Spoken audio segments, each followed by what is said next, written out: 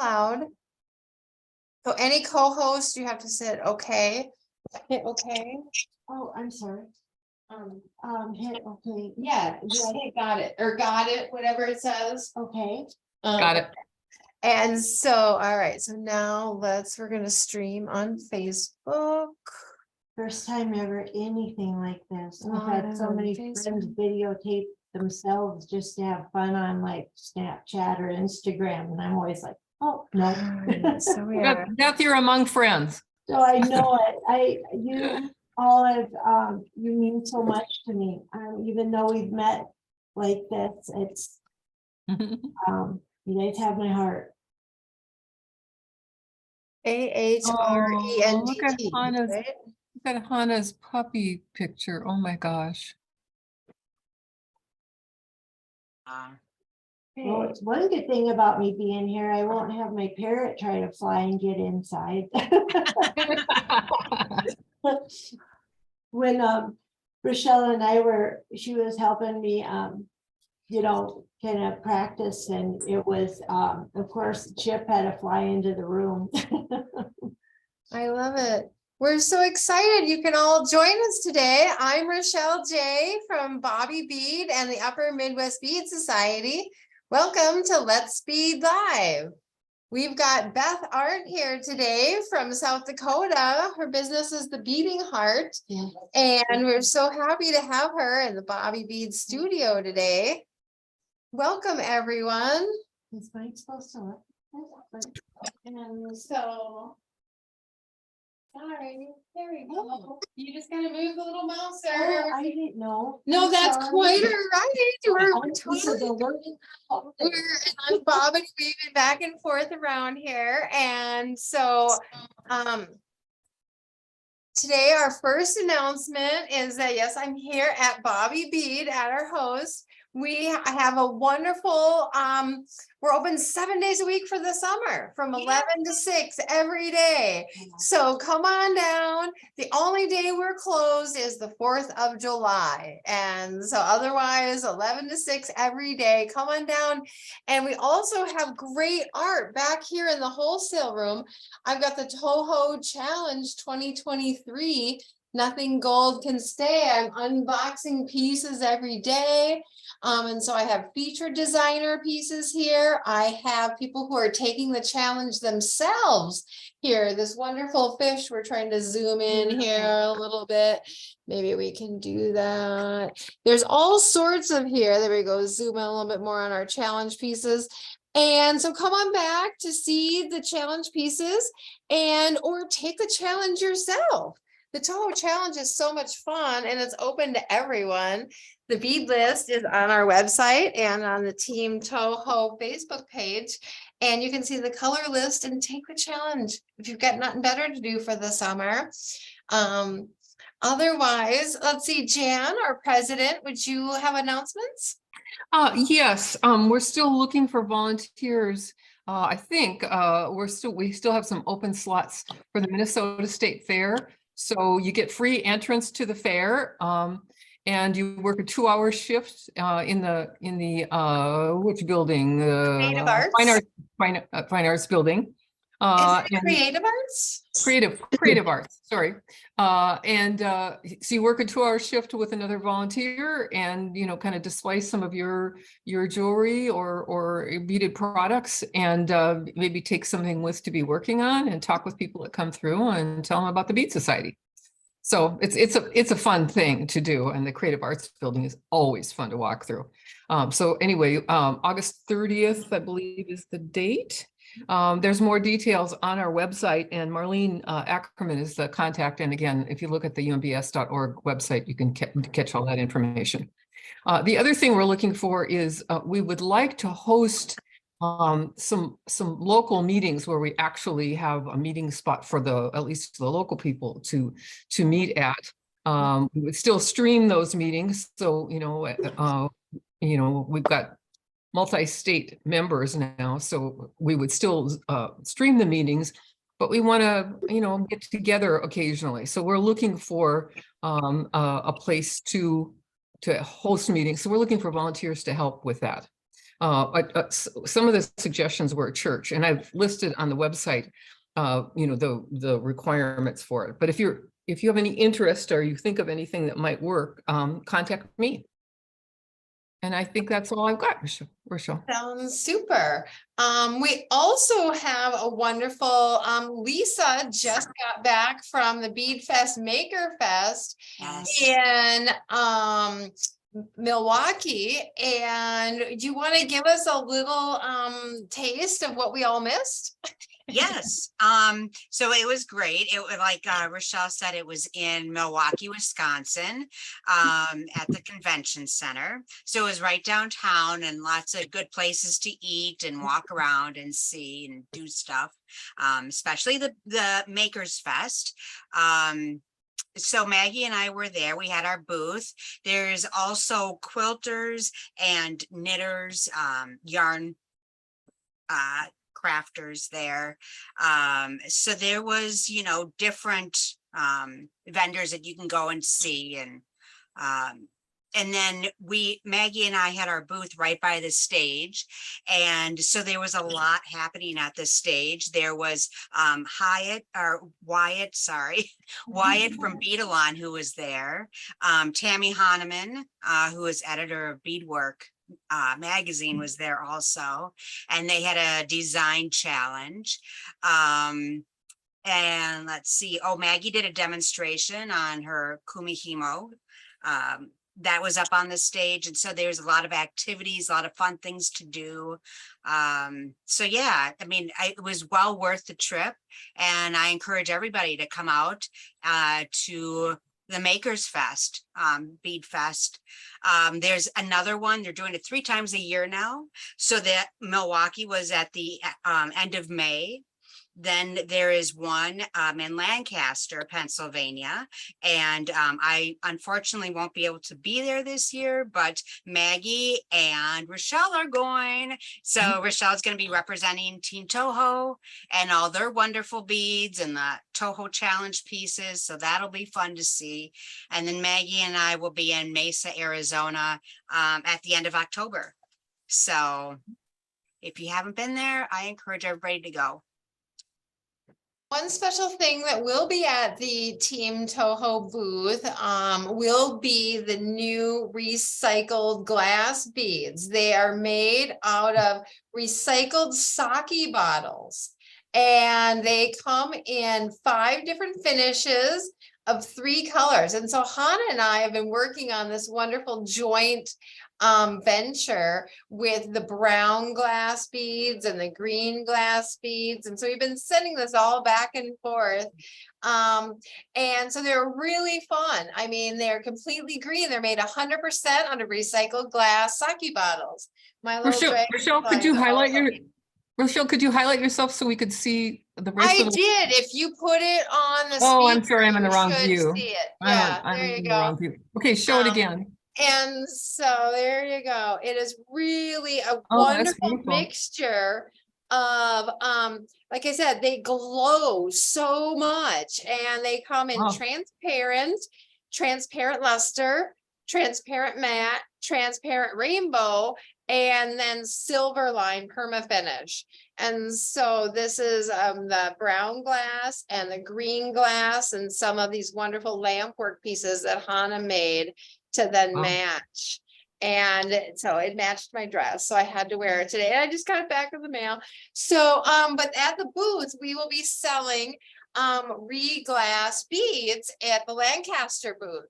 But if you want the re-beads now, they are in specialty stores only. Bobby Bead does not have any re-beads for sale, but Lisa Bead Designs has beads for sale. And so does Maggie T Designs. And so Lisa, do you want to show what re-beads you got? Yes. So they just came out. I had the privilege to work with the re-beads before they ever came out. So this was from last year, and I made this bracelet and with a bunch of triangles. And I really wanted to make something that represented the recycling and the symbol and all of that. So I made this bracelet.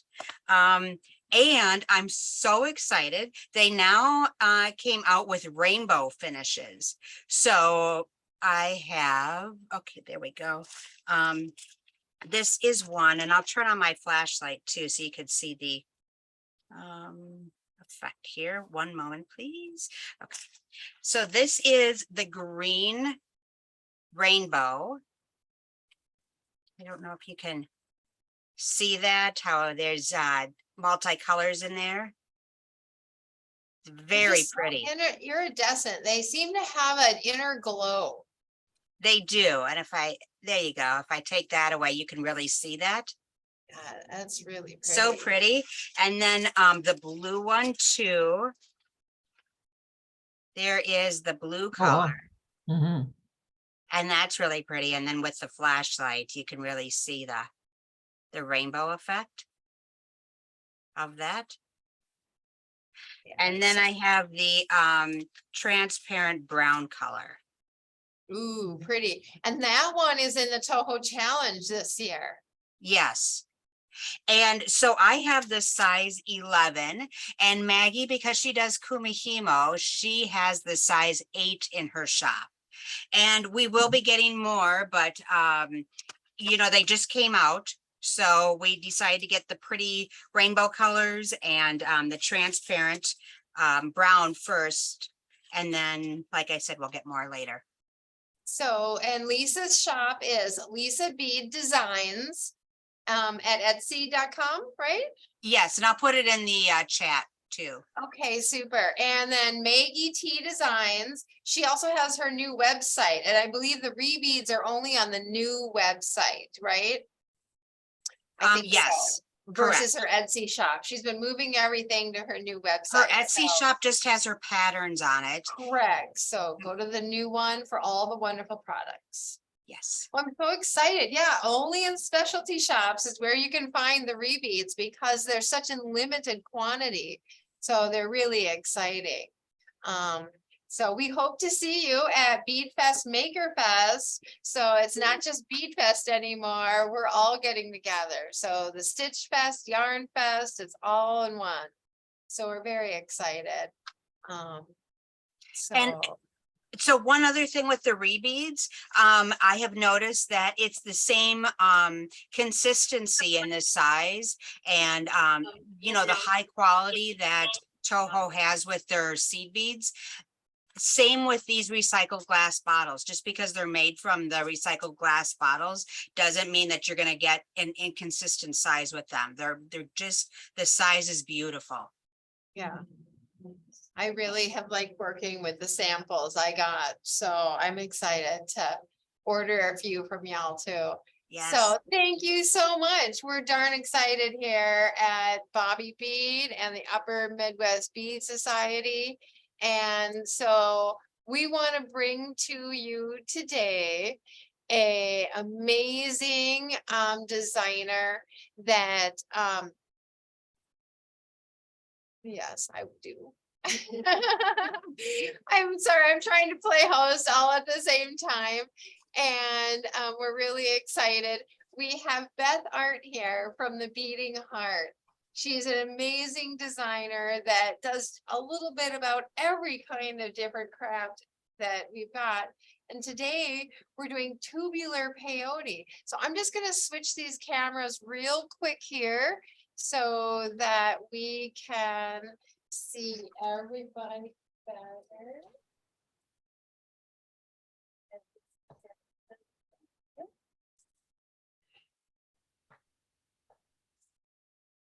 There we go.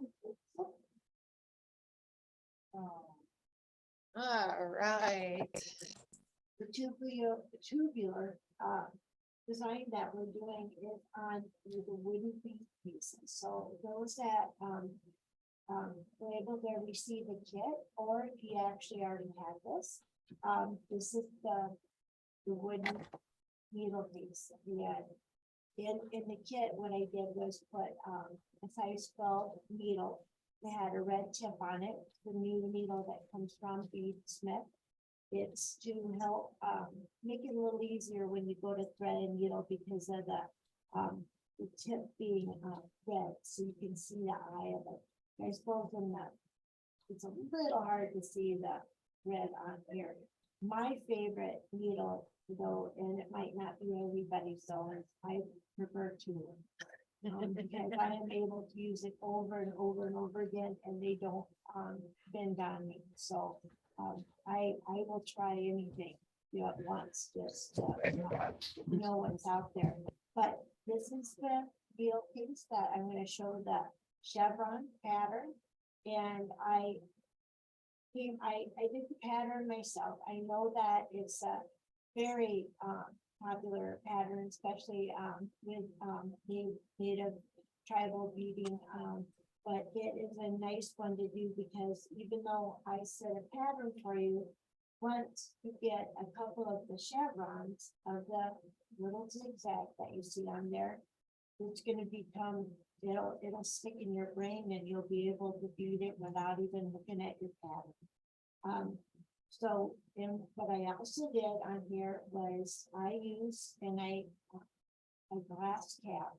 So instead of beading over the top, which is a lot of people do, I like the fact that I just took a marker and you go 12 on the top. Speak up louder. Oh, I'm sorry. I'll speak a little bit louder. Let me know if you can't hear me. Can you So- move closer to the microphone, I'm please? gonna move the mic closer to her. Okay, Okay, is that better for everybody? Can you hear me? a little bit. All right, I will. I'll just keep talking. Usually that's not a problem I have. My husband will say the opposite. So right now, what I was showing on here is that I have glass cap that I put on the top and the bottom, one on the lid and one on the top. And what I did was the chevron pattern on the base of the wooden case. And then I just did the matte color, the darker color on the top. So when you go to put the lid on, it matches on to the bottom and it looks, hopefully you're able to see this okay. If you need me to do anything else, I will. I used a marker on the bottom and then colored the wood, and then I put the glass cap on top so that it actually looked like a purple cap that I had.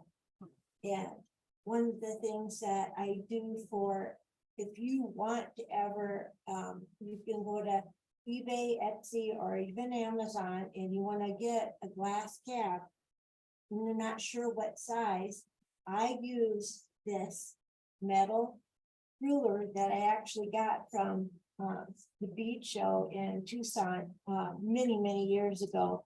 And on there are the millimeters, and I hold it on to the bottom or the top of the bead, and I count how many millimeters it is, and then that's the size that I get. So it was 12 millimeters, and I got size 12 caps.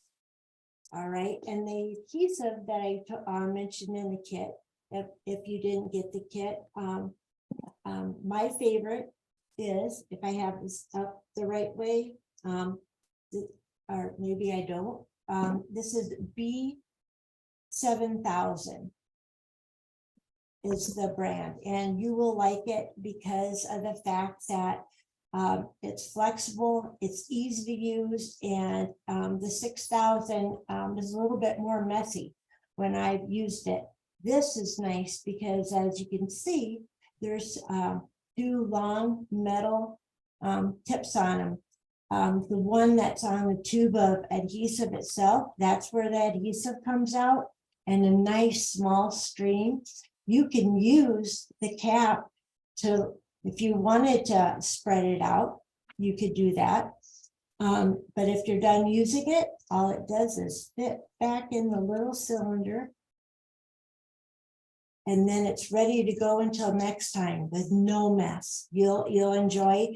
I'll show it to you when I go to show how I put the tab, and I beaded the beads after the tubular is done, and I do a stream of it onto the wooden case that I've wrapped masking tape on, and it hasn't moved. It is sturdy, and I love it. So this is one of this actually ended up being something that I really enjoyed beading. So what I'm going to show you in the kit, and I mentioned, was having masking tape.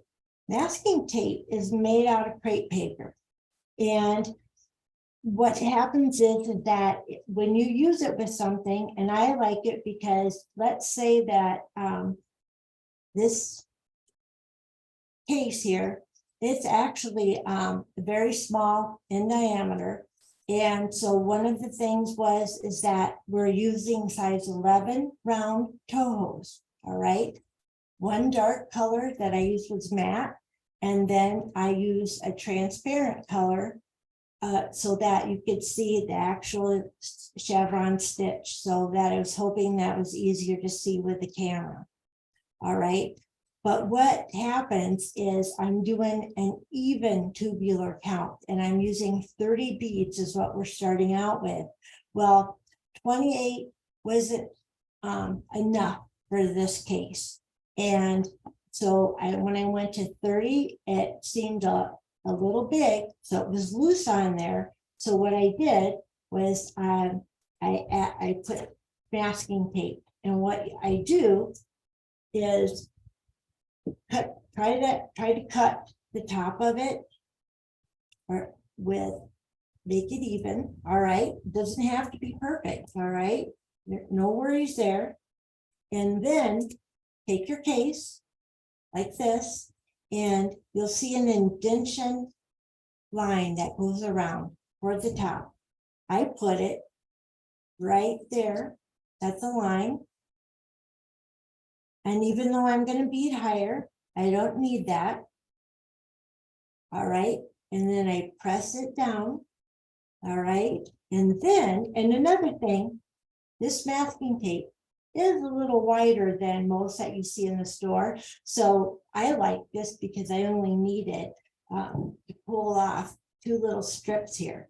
Then I take my scissors, slide it up the bottom of the wooden case, and I go ahead and I cut it, and then I go ahead and evenly wrap it around. Now, you see there's a little edge sticking off at the bottom. No worries, guys. Just take your scissors and go around and trim it off. Okay, it does not have to be perfect. This is all going to be hidden. And after you're done beading, it's going to be great.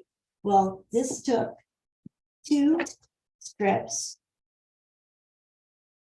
So now what I'm going to do is go to the edge of the first strip, and I'm going to go ahead and put it on and go down. And this is going to be enough to go around the entire wooden case with both. Again, trim off the bottom. And if it goes up a little higher than the indentation on the top, that's okay, because our beads are going to go past it. Go ahead and smooth it out. And again, if anything's sticking out on the bottom, just go ahead and trim it. Then what I did, and I taught myself this years ago, and I'm sure many of you do it, have done it before too, but I like beading with icos, and I started out with delicas, the small cylinder beads that match so evenly and perfectly, and that's why I am in love with icos.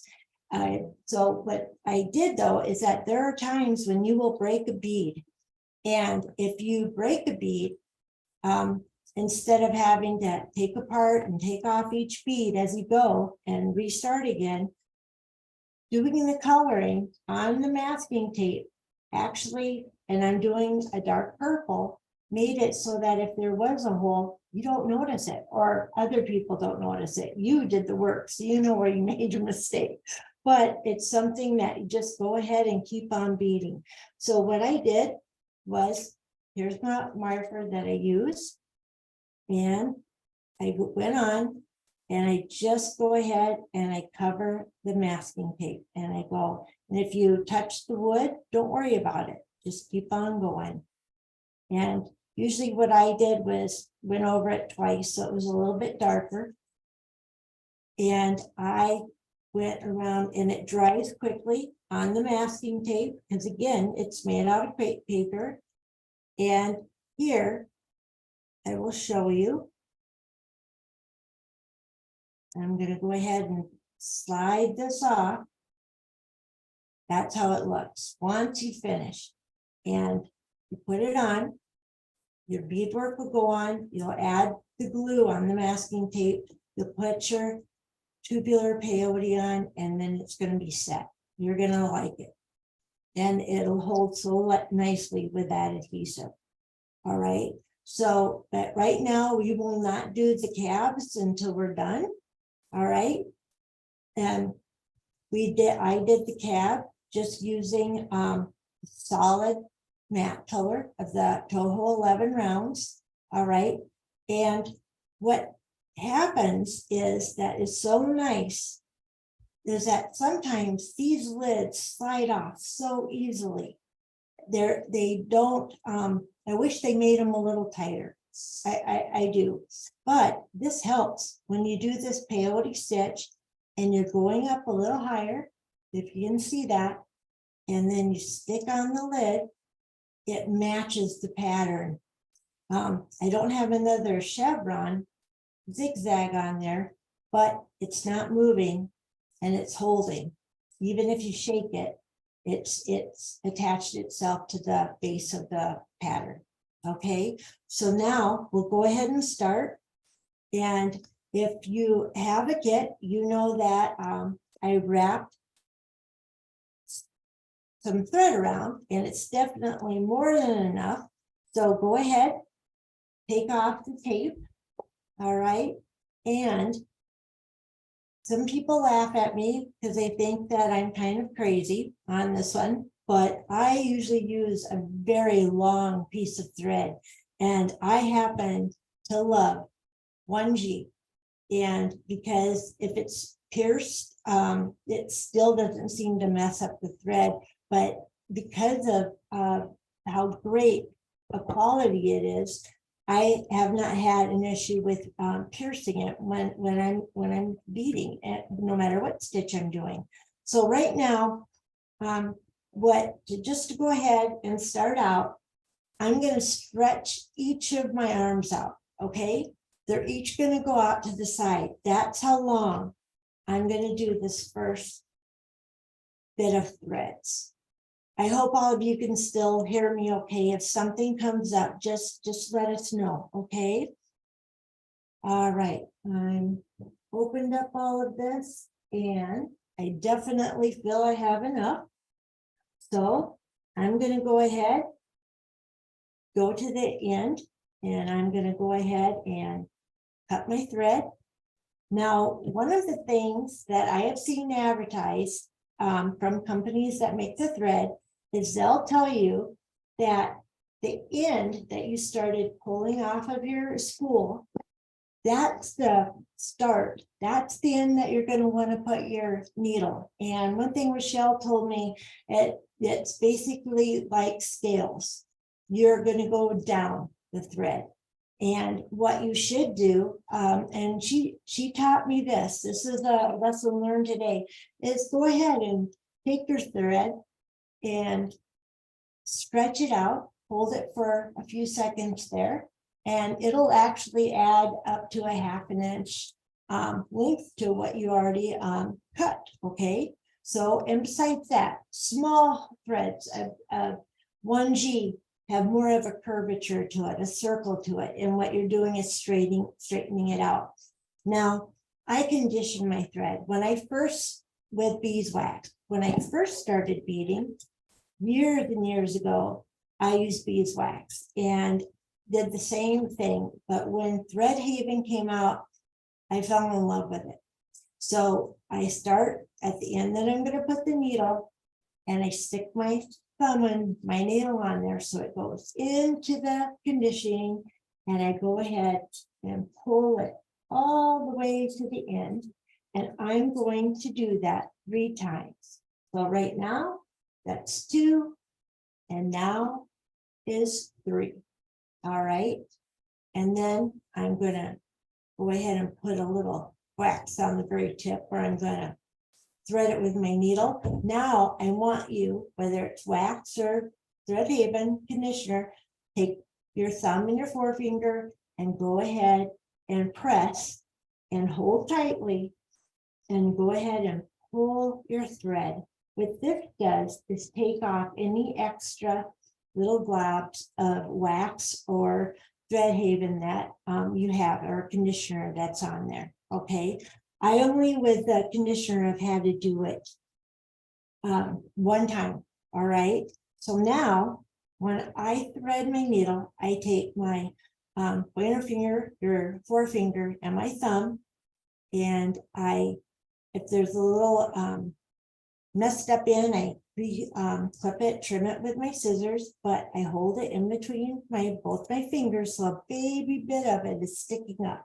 Not sure if you see it or not, but now I have my needle and I have the eye on the top, and I'm going to go down onto the thread, and then there you go.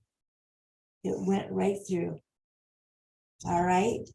I know that a lot of times you get little thread helpers that are when you buy needles that helps you go ahead and thread your needle, but I love doing that. And I've been doing that for a long time. So right now it is set. What we're going to do once the beads are added, I'm going to add about 6 inches. Do you want me to show the pattern? When would you like, whenever you want me to show the pattern, you let me know. I want you all to know I'm burning today too. And Michelle is an excellent teacher, but I'm going to show that pattern. All right. We also have the one with the dowel and all of that one. Yes. And I have I have it on my screen. oh, do you? Oh, Yeah, thank you. so Oh, if you thank want, whenever you want me to share it, that's what you just tell me. Okay, so at the beginning of the pattern, I wrote on the top, start with 30 beads on the thread, go back through the first bead, and that's going to start your circle. All right. And I know that some of you, if you have my pattern that you're seeing on the top left, it says Fire Mountain Gems. 4 years, just so you know, this was free. But if you went to the website, you could download from right angle weed to loom stitch. And it was something that I started doing years ago. So I have quite a stack at home. So, but I wish I could put another name on the top, but this is a graph paper that Okay, so I've here's enjoyed. your. All right, so right now Rachel has Rachel. All right, that's her twin. And showing you, and this came from an amazing book that I have.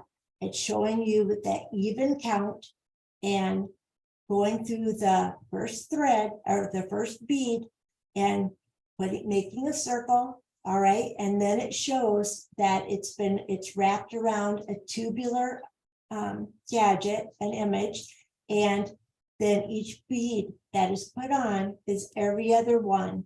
And then as the beads start, you're going to notice that 2 beads are on top, then it'll dip down, and that's where the next bead is going to be added. And you will go through like that. And when you don't see a dip, that means you're going to step up. And I will show you how to do that, so you will get used to that terminology that I am saying. Okay, so I went about 5-6 inches at the end of my thread.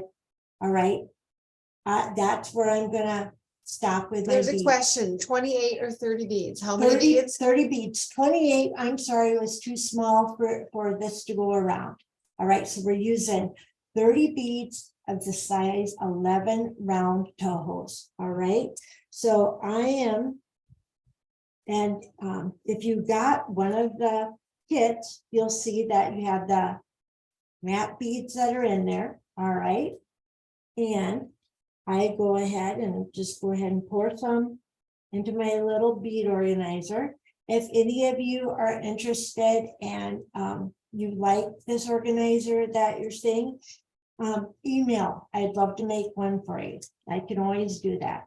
So, and now I'm adding the second color we're using, the transparent 11 round toho, and I'm putting that in the other oval disc that's there. And now I'm going to go ahead and put on 20 beads. I'm going to start with 20 because that's as big as my needle will hold comfortably.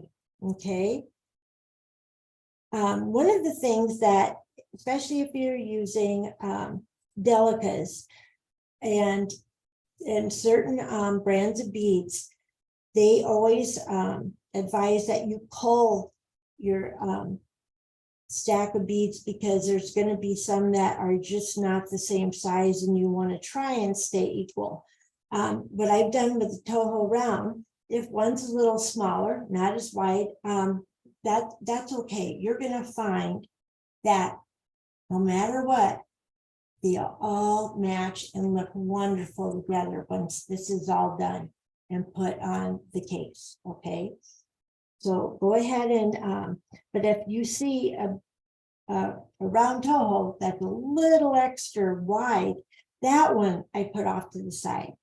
So if it's the same size and maybe a little bit smaller and narrower, actually what I'm saying, go ahead and put it on until you're putting on 30 beads. All right. And the reason I said 20 is that's usually what my needle will hold. And I count by 5. All right. So 3, there goes 5. I'm going to push that down. 5, 10, 15, and 20.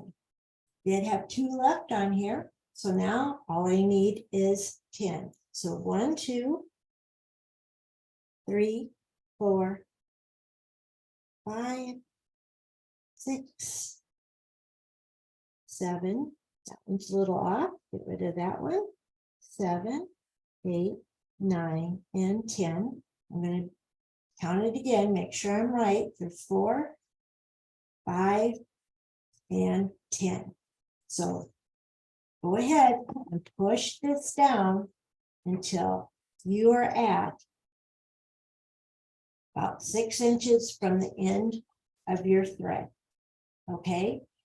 So now watch my hand. Okay. I'm not putting a stop bead on here. All right. I'm going to show you the way I've been doing this for years and I really enjoy it. All right. So what I'm going to go ahead and do is I'm wrapped it around my finger.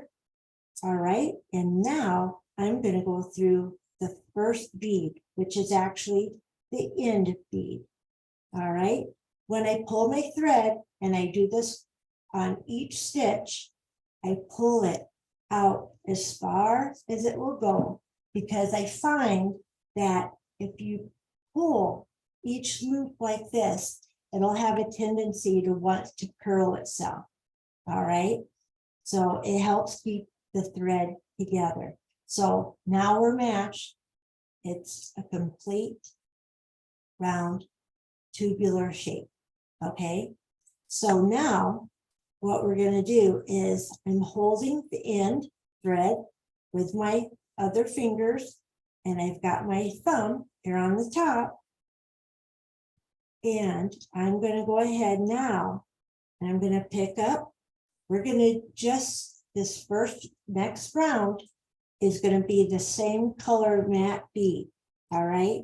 And then on the pattern, if you're able to see it, you will see that the first two groups that which is every other, is the matte color, all right? As you start, if you're new to peyote, it'll get easier once we get going, I promise. So now, pick up one matte peyote, not peyote, Toho. Come on, Beth. All right, and I want you, what you're gonna do is we're going over the next bead, this one right here, we're going over, and I'm sliding my needle, and I'm putting it through the C bead. And if you, what I want you to do, please take your needle, press so that it lifts the needle up. So it's like you're brushing it up the inside, the top portion of the C bead. And the reason why I do that is, even though I said I love that G1 because I don't pierce it hardly at all, that also helps to stop you from piercing your thread. You're staying away. Now, if you look, you see, there's one on top of the other, all right? And now we skip a bead, right? So there's two beads and then the one we skipped. So now I'm holding it with my thumb. Now go ahead and pick up the next bead, which is, again, like I said, we're going to go all the way around, and we're going to go with these matte beads and go ahead, go over this bead and through the next one, and make sure the needle, try to make sure it goes at the top of the opening. All right, and pull your thread all the way through. And now what you're going to see is there's now two. Okay, we're going to keep on going, and we're not going to put it on the needle case until I've got 3 rounds on here, because then it's going to hold itself fine. And I'll show you when we're going to make a knot with the tail, and it's going to be a knot that will not interfere with how the pattern looks or what we, any future seed beading, that if we do need to do one using the tail, it's not going to happen. It's going to look just fine. So go ahead now, same thing, skipping over the bead, this bead right here. Pick up your seed bead and go through the next bead. All right, this is the third one. So now you're going to have 3 beads that show that they're on top of each other. 1, 2, 3. All right, so we're just going to keep doing this until we're all the way around. And what I think, if you guys are okay, I'm going to just go ahead and show this on the camera. And what I'm going to do is just keep going. All right. If something you have a question, go ahead, send it out.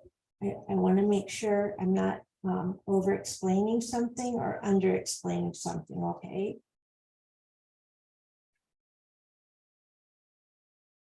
And I told Michelle that this is the first time I've ever done anything where I'm videoed. So this is a learning curve for me, and thank you all for your patience and for coming on today to watch this. That means a lot to me. Beth, you're doing great. Oh, thank you. Thank you. That means a lot. I have gone through different stages in my life, and the one thing I never quit and I never gave up was beading. Because no matter how rough the times got, or wherever it was, or if something happened and I was awake at 3 o'clock in the morning, beading was my best friend. And making something beautiful, or even if it's not it's something that you're accomplishing. It's a project, and that goes with anybody that starts a project and ends it, there's satisfaction in that. And you will always get that as a beater. All right. All right. And the way I came up with this pattern is I wasn't used to watching or looking at tubular patterns. I would look at it, and I've been peyote stitching for a long time. So I would just try to figure it out without even looking at the pattern. And so when I knew that I had to put this on a graph paper for you guys, I was a little nervous. So what I did was I cut out this diagram here. All right. And I rolled it in half. And that was how I figured out how to do the peyote stitch pattern. So right now we're still, I'm going through the bottom, and we're going to know we're at the end when we reach the tail. Okay. Right now, I'm definitely sitting at about halfway here. All right, so I should keep going because time goes too fast when you're beading. When I'm on a trip, a long trip, or doing things, I love bringing my beads because the time just flies. And when COVID hit, and there was, it was COVID, it was after 9/11. They changed the rules about what you could take on an airplane. You can imagine how sad I was when I found out I couldn't have my scissors and a needle. But they've changed some of those rules. So I'm glad that that's been changed. So you can take along your sewing or your beading tools. Oh boy, was I sad. All right. And as you notice, when I'm doing this, I'm holding my thumb down on the pattern. Now, there are times where people are doing something and try and pull on the 6-inch tail too, because that we're not doing anything with it, but there's no knot yet. So we want to keep that tension well there too, okay? But sometimes these beads, these two on tack, stacking each other, they will flip. One thing about using the Toho round, if it does happen and it doesn't get flipped back, when, and I've had that happen, I've not had an issue with going through the bottom bead, where usually you're going to want to go through the top bead that you've done. Now, if you work with Eikos or Tohos, you're going to want to try and make sure that you're keeping the bead that you just sewed on and the bottom bead in order. Okay. Isn't that where keeping the tail on the bottom, you know, Yes. that's the bottom row? Yes.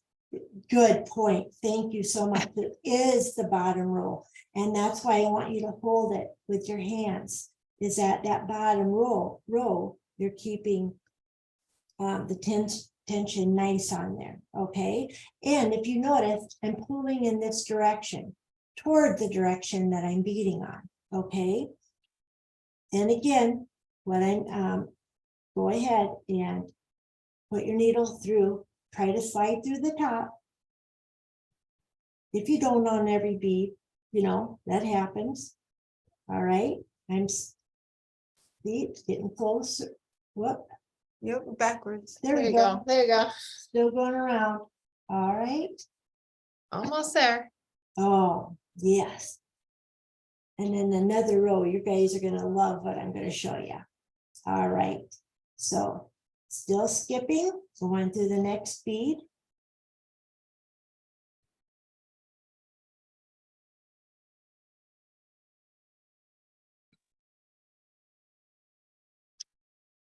Oh, and then just so you guys know too, I'm kind of folding over the beads right by the tail here because I'm getting closer to the end. Almost there.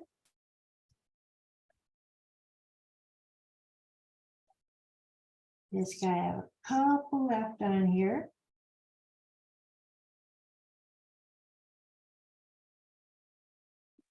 All right. Now, where we're at is we're almost exactly to the tail. So I'm going to take my bead, go through the next one, which it was the start bead that completed the circle that tied it together and just went through it. Okay. Now, what you're seeing is that all of a sudden here, we're at where I started. See how there is no open bead here for me to put one on top or to fit a bead in. So this is where you step up. So go through the top bead, okay? Hold on to the tail. All right, and pull all the way through. And now what you're seeing, okay? Now you are seeing, we went all the way around. Yeah. Hold it still for a Oh, I'm second. so No, that's sorry, okay. guys. You're just moving so fast. We're making a little Oh. dizzy. There you go. That's usually my mouth, but thank you. All right, so what we're Perfect. doing now, see, right here. See the opening, right? There's two beads, one on top of each other, one bead, and then a stack of two. So now, if you look at your pattern, what you're gonna see is that one of the bead that's close to the bottom, all right, it has the lighter purple transparent on top, all right? This is the bottom of the chevron. So each end of the triangle, see how it's got the one bead at the end.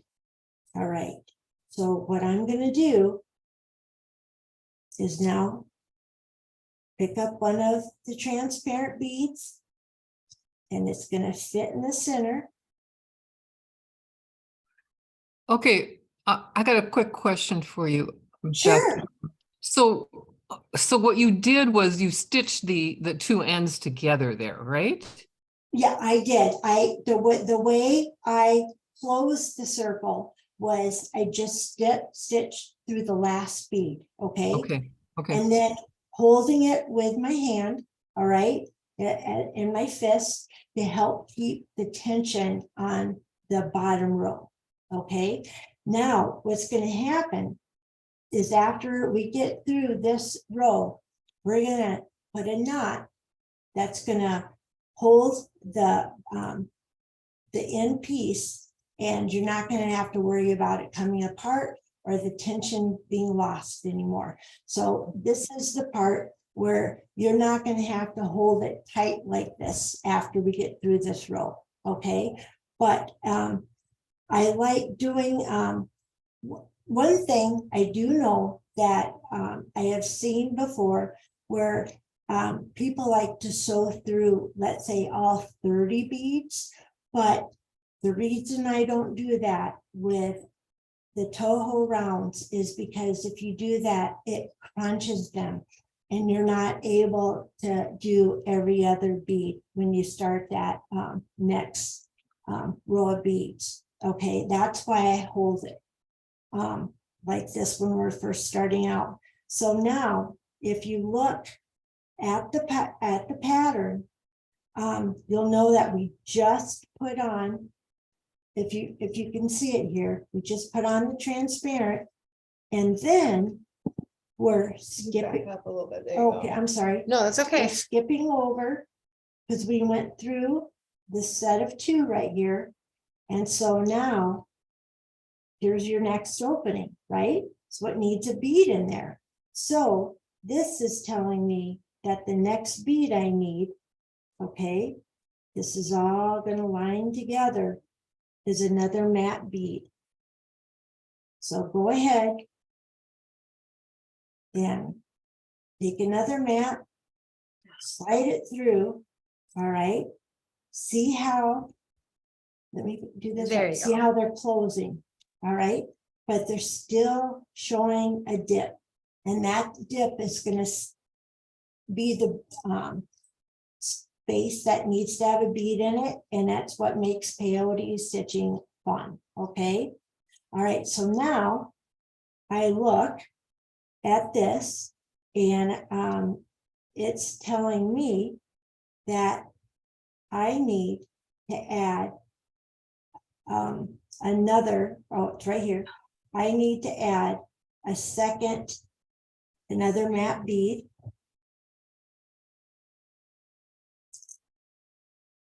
And then we're going to add the transparent seed bead, all right?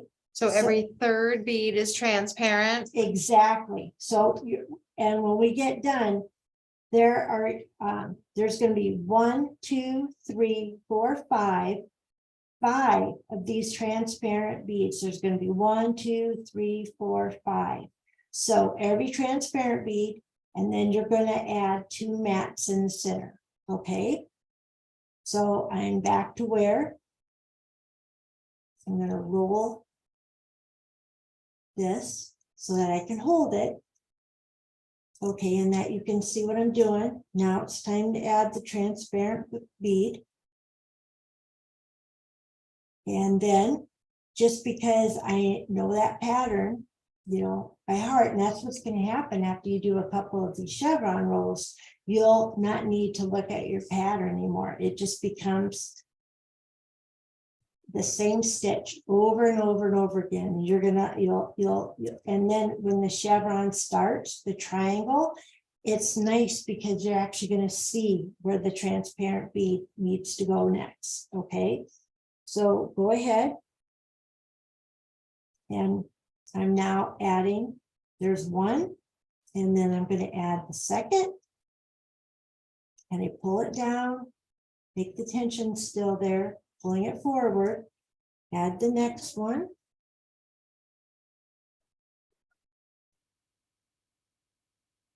And now it's time for the third transparent bead. So that was 1, 2, 3. All right.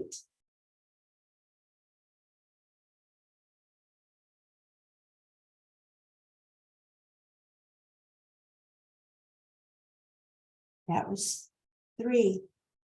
1, 2, 3. Now go ahead.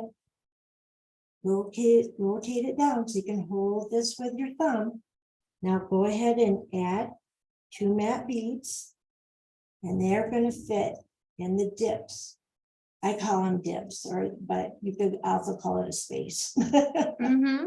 But yeah, 1 bead in each space. It's perfect because I mean that's what's so nice about peyote. You can see where you put the beads Yeah, as it I goes up, down, love up, it. down. Yeah. I mean, even if you have to go somewhere and then to the restroom or something, let's just say, and then come back, you're going to be able to find where you are at. Okay.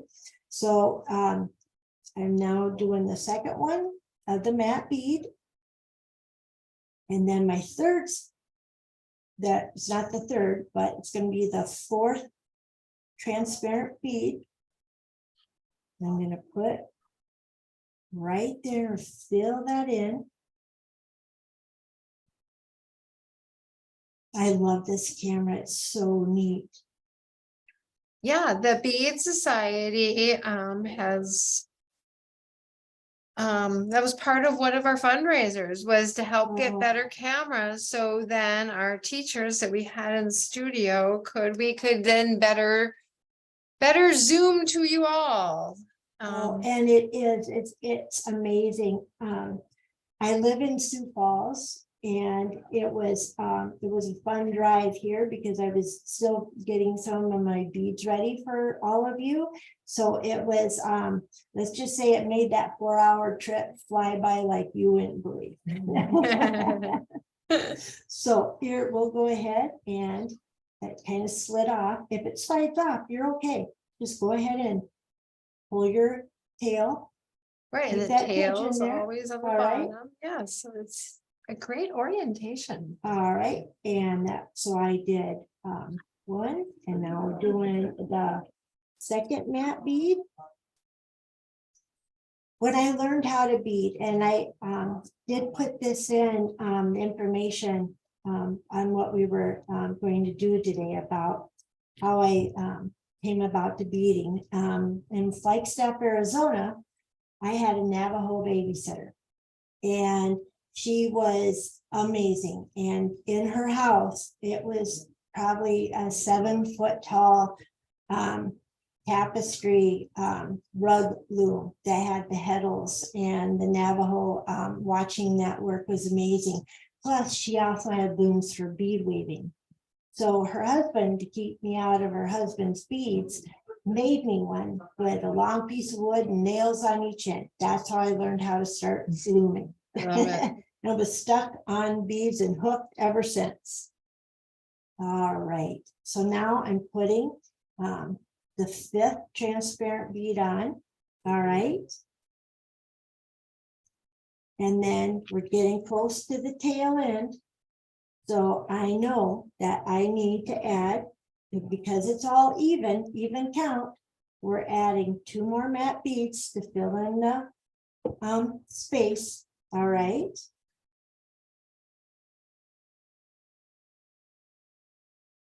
And before I do the second matte bead, what I want you to see here, you guys, is that, see the tail? And this, and then on the right side here, this is the thread right here that I'm beading with. I want you to take the tail in your left hand, all right? Keep holding the right, all right? Pull them, you know, just go ahead and pull them. You can pull them tight. It's not going to cause a problem if it's too tight. Now, I want you to take this left tail, go left over the right, okay? And go ahead and put it through. We're doing a square knot. All right. And slowly, evenly, go ahead and pull it. All right. Now the tail is on the right side. Okay. So now I want you to take the tail and go right over left. All right. And go slowly so you don't grab another bead accidentally. And there you go, guys. It's a square knot. This is not coming apart. All right. So from now on, see how pretty this looks? Ooh, that could be a base for a ring right there. Okay. And then you could add some crystals on the top or stones. You will come up with so many ideas when you start doing peyote stitch. All right. So right now, if you remember, I had one bead left. Okay.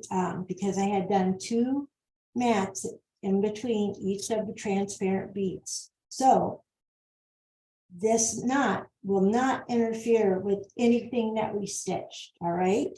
And what I'm going to show you later is I'll show you how that you will end up tying your threads in. All right. And you will like the way that I do that, I hope. All right. It doesn't cause more knots. It doesn't come apart. It is easily done. All right. So pick up your matte bead, go ahead and go through. And remember, if you're looking at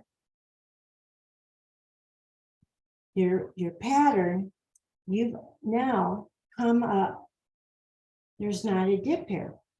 See it? You see the transparent bead, okay, right? So the transparent bead, it's not a dip. So what you need to do is I want you to step up and go through the transparent bead with your needle, okay? Pull it all the way through, all right? And now I'm going to go ahead and move it down.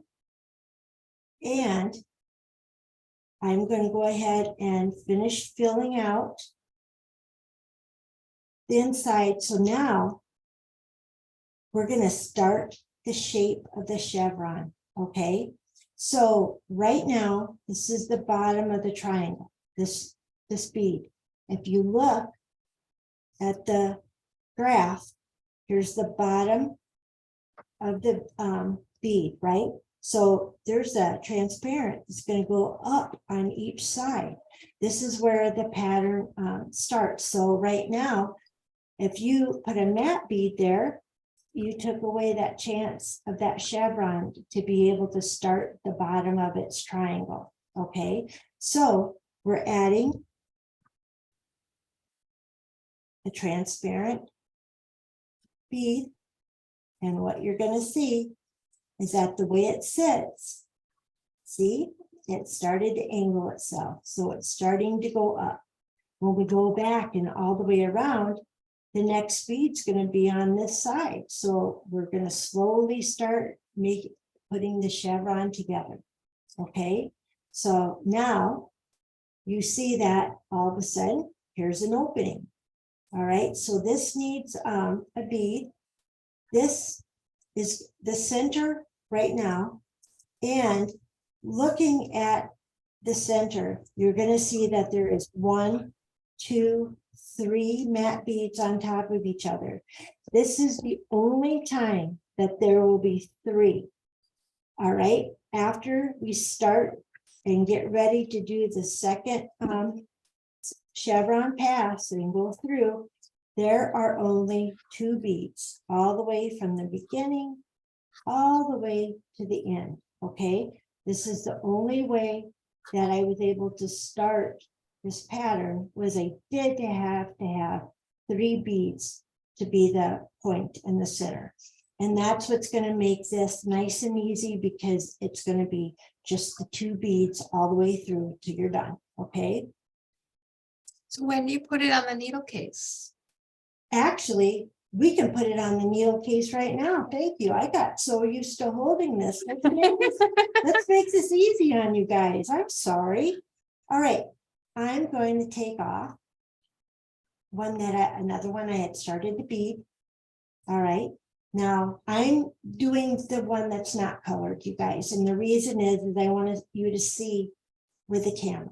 All right. To see my dips, to see where I'm starting. All right. What you'll see is that it's a little bit loose, but you know what? That's okay. As you're beading, as you're pulling this forward, you're going to start to see that it will get itself a little more snug around here. And even though you saw me pull off the one that I had previously beaded, it will still slide off, but after we put adhesive on there, it's going to stay.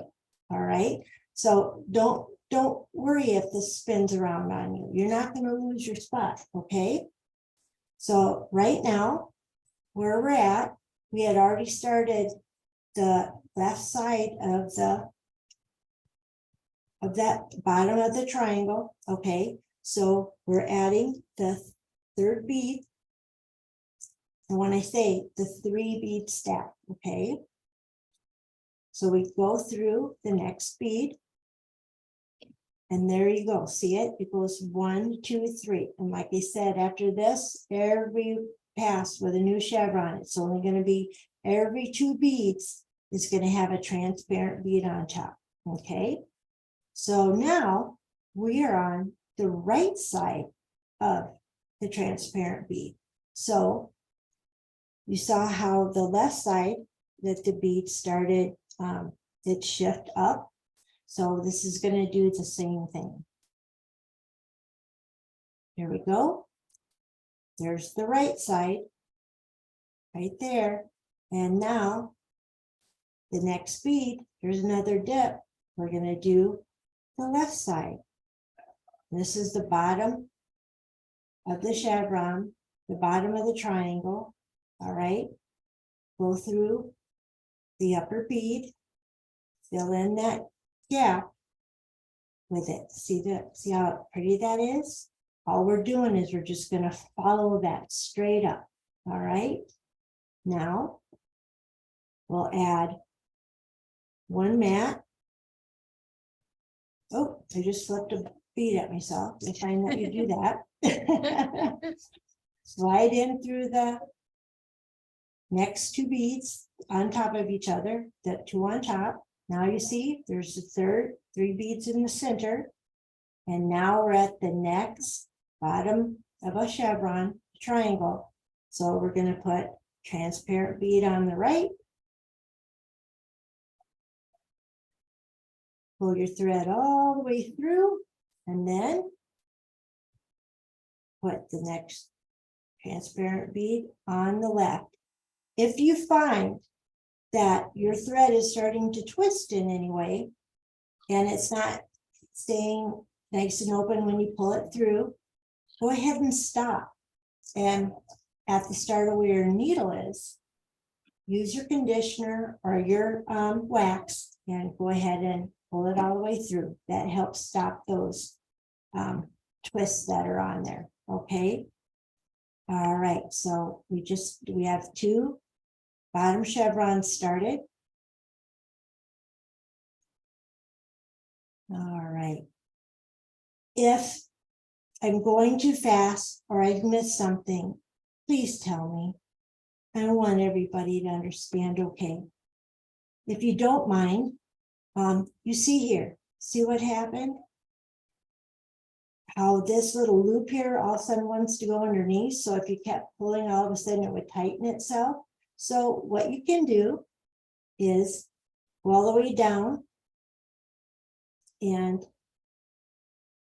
what I do is I'll hold it like this on the bottom and then I'll pull it through. Okay. And then again, keep pulling toward. I'm still holding the tail. And the reason I hold the tail, if you don't hold the tail, even though you don't have to, sometimes that tail will curve itself up and you accidentally might beat it in. The thread will stick to one of your beads. So try to keep it down at the bottom. Okay. All right. So now we're on the right side of the bottom of the chevron. Okay, here we go. And now we're going to go ahead and do the left side. If you read on my biography on there, I put on there about my bloodline, Scotch Irish and Choctaw, and that from my dad and my grandmother. And and then later on, when I was researching, my maiden name's McCord, found out that my family back in Northern Ireland, the McCords were known for weaving. And then I was like, that's why I love this. It was in my genes. So, and a friend that I loved, and unfortunately he's passed away. His name is Mike Spears, and he was from Lower Brule, Lakota tribe. He started the printing center that's in Sioux Falls, and his sons are, one named after him, Mike, and one's Eddie, are actually movie stars, celebrities. And if you looked them up, you'll actually have seen some of the movies that they have been in. Well, what Mike did for me is he was able to trace my Choctaw bloodline for me, which gave me permission to be able to have things at the tribal arts show. So that made me feel wonderful. And he's the one that had me start when I was using this size beads. He's the one that talked me into going smaller. All right. So I'll stop talking and hopefully you guys are still beading. All right. And we're almost to the tail end again. Okay. And here we go. The last, number 5, bottom of that chevron. Doing the right side.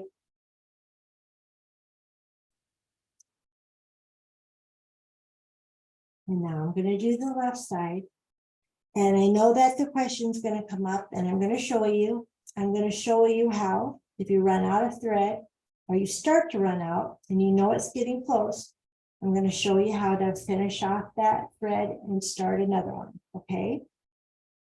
All right, so now what I did, I put that one there and we went through. So now I need to add right here. This is going to be my third matte bead.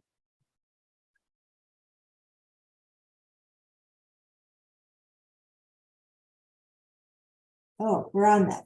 We just finished the fourth start of the bottom chevron. I'm sorry. I was gonna say, you're further than you think. Yes. All right, here we go. Now, get the other side. So this time, I'm filling that little gap right here, okay? And putting it through. A little tight right there. Here we go. So as you see, the next bead is up. There's not a gap, so I'm not going to fill in the next one. So I step up to the next one. Slide my needle in. Remember, pull it out. All right, if you can. All right, and now you see how I'm turning it? I'm just making sure that my thread has good tension here. All right. And you don't have to worry about that bottom one, okay? We did that square knot, so we are good. So now we're going to start the third bead in the bottom of the chevron. Remember, this is how you know what the next bead is going to be, because it's rising. We stepped up. So we don't want to put a matte bead in. We want to put a chevron bead, okay?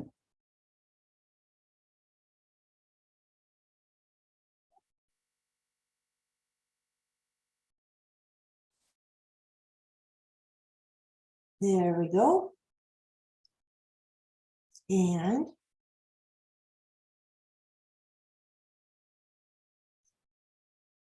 so we step through. Let's get that other chevron bead started on the right side. Now remember, I'll show it to you on the graph.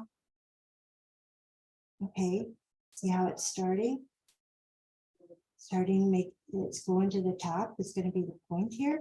All right, little gap. So now what we're going to do is we see where the next gap is, okay?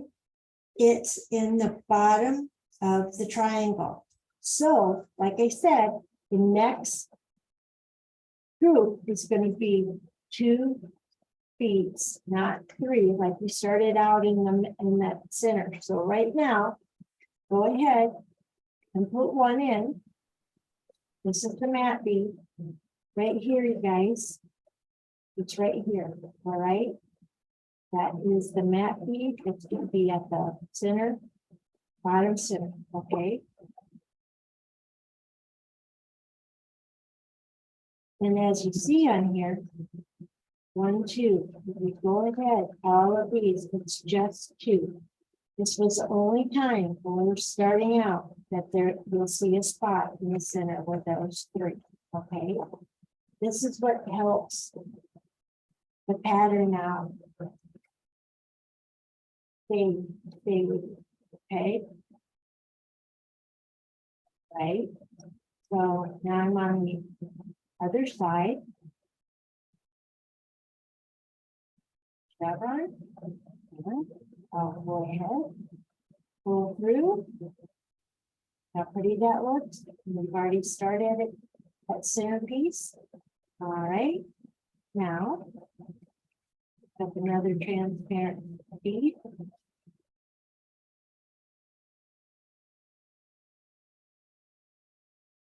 There.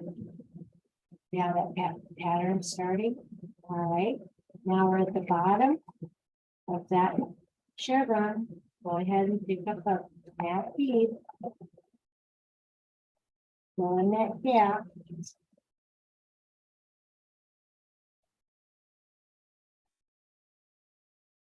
All right.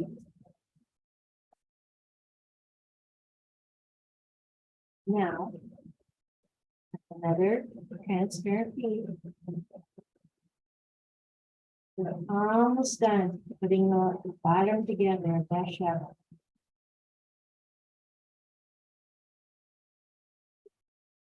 That pretty? All right. Now, I'm gonna have to take a drink of my juice here and start to get dry. I know, it's, Talk, talk, talk. well, and it's dry. I just adjusted the air conditioner, so if anybody has trouble hearing, let me know. It was just getting really hot in here. Okay, bottom of the chevron. Go ahead again. Add that matte bead. Oh, did you guys see what I did? I didn't watch my loop, did I? So it went around. So I used my needle to pick it up. There we go. All right. So now we're doing the other side.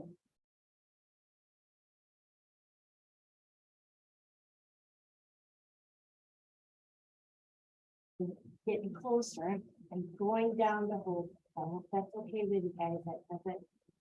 There.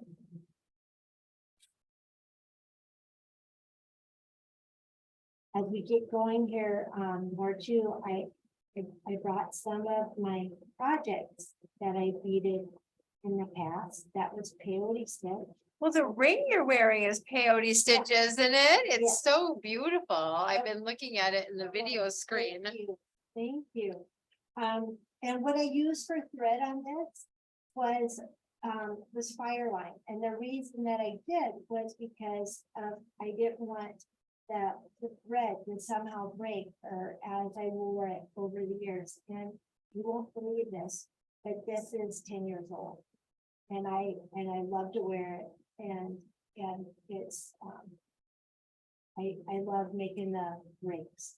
It's a lot of fun. You go ahead and you peyote stitch all the way around, and then you go ahead and start adding. I added stones and sterling silver pieces, kind of freeform, no pattern set to it at all. Right, I'm adding another center.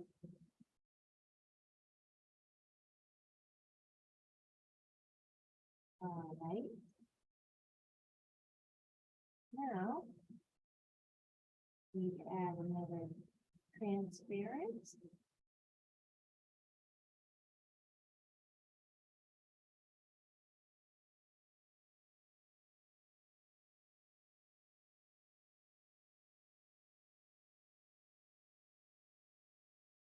And see, now where we're at. So now on and these chevrons, oh, sorry, picked up some heat. That's smart. There we go.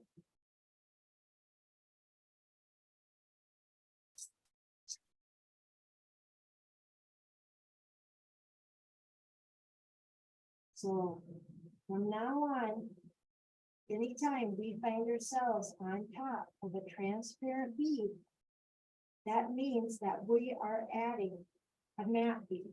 And remember, from now on going up, it's only going to be 2 matte beads tall, okay, before the next chevron starts, okay?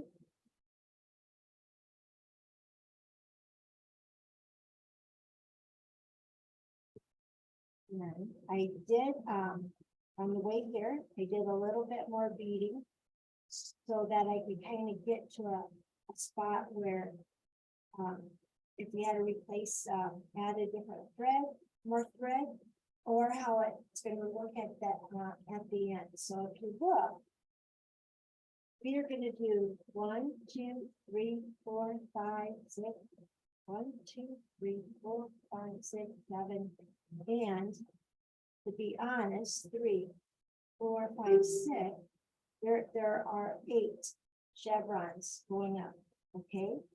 And then this lid, if you notice, there are only 4 where it goes up and down, has a gap on there. We're just using that, and we stop only at 4 on each one, okay? So that's gonna be nice and easy, doing that. That's gonna be fast, because you don't have to worry about adding another color, or if you miss something, you're just gonna keep going with the same one, okay? All right, so now I have to step up, because now we're getting to the point where you're gonna start adding the matte beads in the center of the chevron. So I just added this middle one, okay?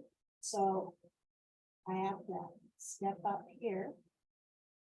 And now I'm gonna put the tip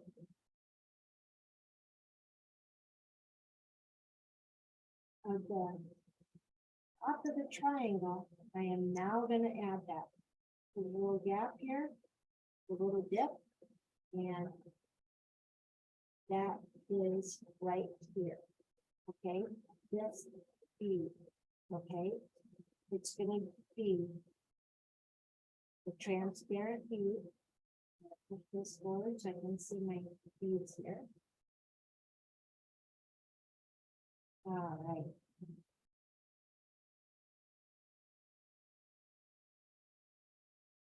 All right, there we go. All right, we just made. See that? Write it out. Okay. And now the next gap that we see is between the transparent bead and the first one we added in the middle. So grab another matte bead. Go on out. All right.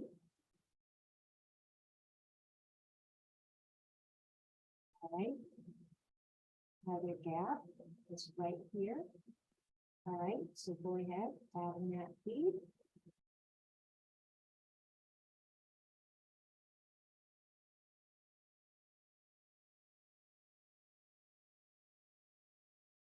Now, see how the 3 of those are.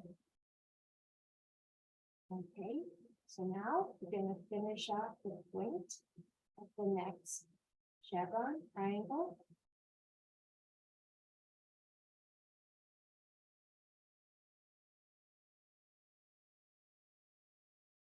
Now, when peyote stitch first started, and very, very known and popular among the different tribes in and out of this United States and in other countries, what they did when they would go to do a tubular, they would actually take pieces of leather and they would wrap the object with it. But like I said, what I did, instead of wrapping with leather, I used the masking tape. I didn't want it too thick, but I wanted to be able to do the 30 beads, even counts with the larger size 11 tones.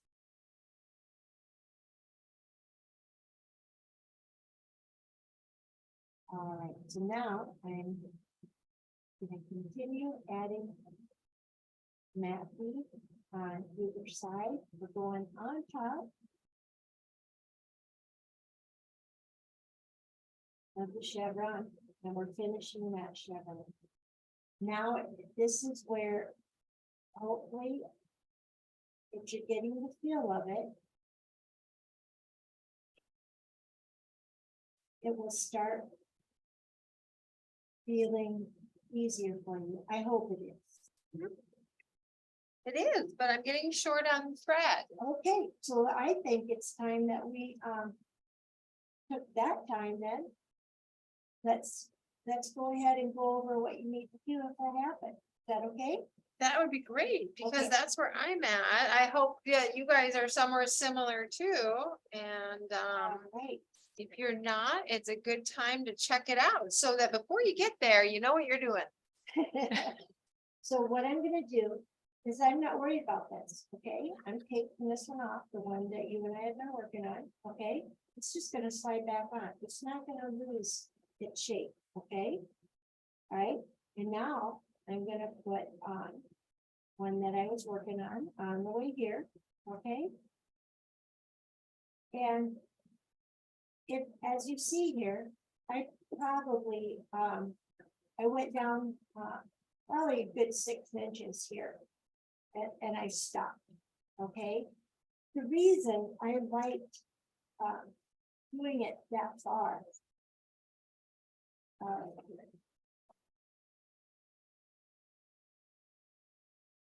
I have another needle here that I grabbed. Okay, so since this is sitting for a little bit, I'm gonna just,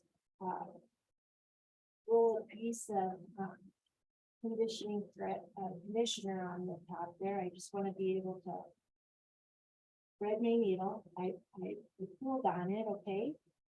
I'm gonna take my scissors and just, I'm going to angle, all right? Pull, make it nice and smooth. Remember, hold it between your fingers. And then I have the eye of the needle pointing up.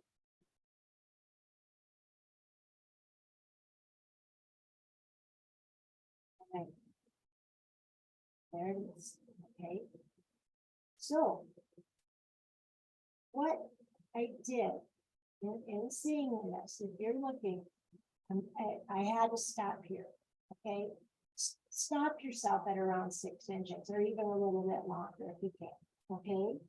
Now, you see where the bead is coming out, where the thread's coming out of the bead. It's actually right before the gap, so you know that the next bead that needs to go on here is going to be a matte bead, okay? Because look, here's the chevron, and remember how I said it's the height of each bead in between the chevron is only 2, okay? So this is going to be number 2 in the middle part. So right now, I'm leaving it. I threaded this for a reason, okay? Now, what I'm gonna do is take this thread off and I have another long thread here, and I'm gonna go ahead and do that length like I told you again, where 2 arms length. If that's too long for you guys, do what is comfortable for you, all right? That's just me. That's how I measure it out, okay? So now I'm going to thread this needle.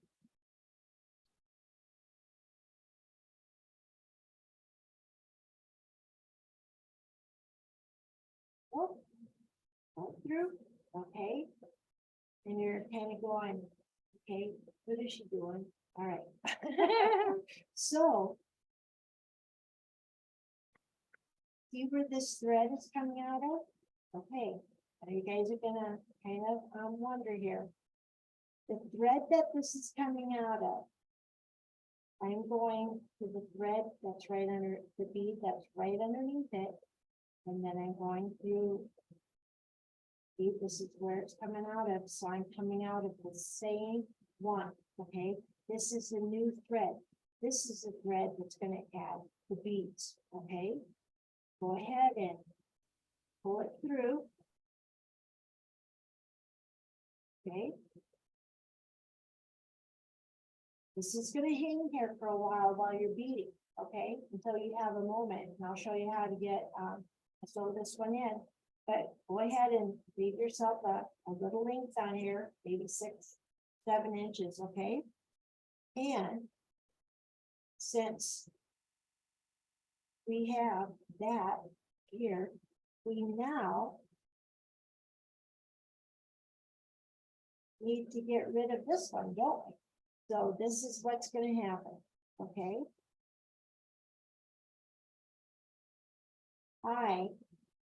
When I came up with this, because I wanted it something easy where you're not having to tie a knot, do something, go back and throw it forth or, beading, if you can find a way to do things without too many knots, in your stitches, it will look a lot smoother, okay? So right now, I'm gonna go ahead and I'm going through the top, okay, real close to where that bead is. Now, what I'm doing is, if you see, my needle just came up. It's right here. I'm not worried about where it came from, okay? So now, I'm pulling that, so it went straight down. So where it was sticking up, I stuck the needle in, it came out here, all right? You can't see that anymore. All you see right now is the new thread that's gonna be adding the beads, okay? So now, take your needle with a short piece of thread and where it came up at, and it's not hurting anything that we've already stitched, okay? And what I do is I find a bead that is close to where the needle came out, and I go ahead and I start going through the beads. And I don't overcross them to the left or to the right. What I do is just go straight through the next one so that you don't see that thread. Now you're kind of wondering, you're not doing a knot, Beth. What's going to happen if something happens to pull the bead? I promise you it won't. We went down, we stuck it straight up. So right now that thread is stuck in there, okay? And it's inside. So there's nothing that's going to pull it out, all right? But so I want you just to keep stitching forward like this. And then what I'm going to have you do is after you put a little distance in there, I'm going to have you turn around. Now I'll do one more. I'm going to have you turn the needle around, and we're going to go that back direction, just a couple, okay? So right here, see where it's coming out? I'm going to go straight up, so it's easy to go through this bead. And now I'm coming back through. See? You don't see. I know the camera's not helping, but you don't see that thread. It's being hidden in through where all the stitch where you've already stitched. The only thing sticking up are these beads, okay? So I went forward and now I'm coming back.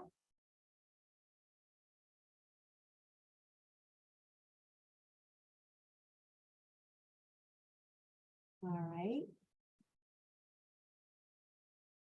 And let's do one more, okay?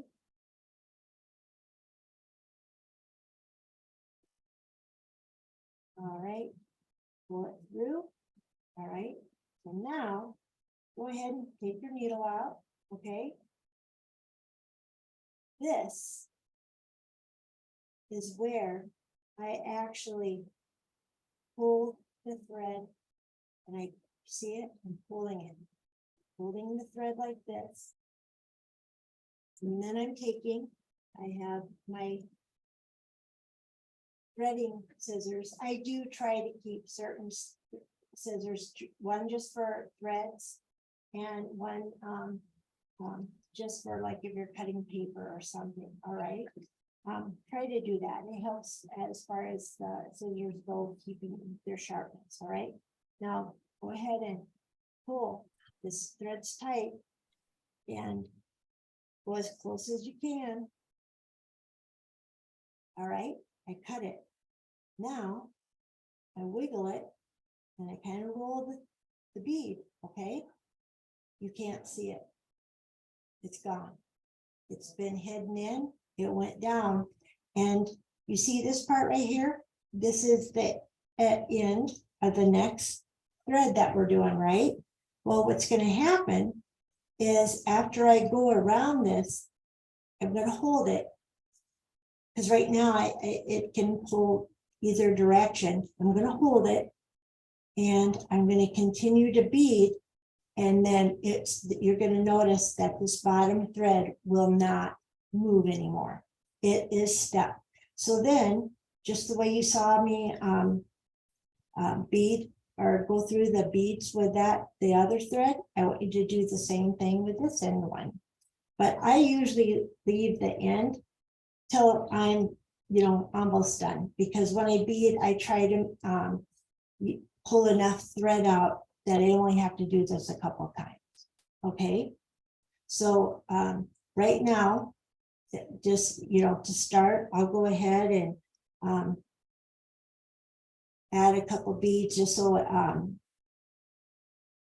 I am beading on that other piece. So I don't want to cause you guys to get lost here on what I'm doing, because we're just on the third chevron here. And just like the other chevrons, we're just going every other bead, you fill it the gap in. And when there's not a gap, you step up, okay? See how pretty that is?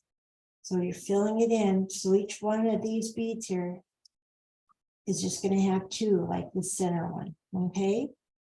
So right now, I hope that helped. Anybody have any questions? Did I confuse anybody? If I did, I'm sorry. So far, everybody, let me check. We're on Facebook. Everybody is just saying hi. We got all kinds of people watching. Oh, good. Maggie's watching from Maggie. Switzerland. Hi, And yeah, and Shelley's watching from New York, and we got all kinds of people. They're spread out all You guys, over. beading is such an emotional thing for me. I almost got tears, or I did get tears in my eyes. Thank you. Thank you. Yeah. So no, everybody's having a great time, and we're doing good. And so Good. you're almost done with the whole body. And you said you go up just past your line. Is that how far do we Yes. bead on the case? Yeah, and so what I'm going to show you is what I'll do. I'm going to go ahead and take the lid off of the one that I already did. As you notice, you can kind of see the gap, can you? You can kind of see down deep. All right. So we went up about let's say 2-3 rows is what probably went up. Okay. And what I did, what I want to show you is that when we get to the last one, notice the pattern. All right. Slide the only pattern has- down. You're off the camera. Oh, Slide so no, sorry. no, other way. There you go. There's only going to be 3 matte beads. It's going to be a perfectly shaped chevron at the top. All right.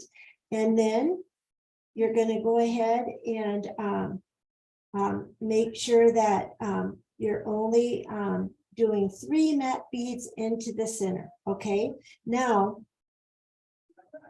I want 1, 2, 3, 4, 5, 6. I want you guys to know I just noticed a mistake on this one I did.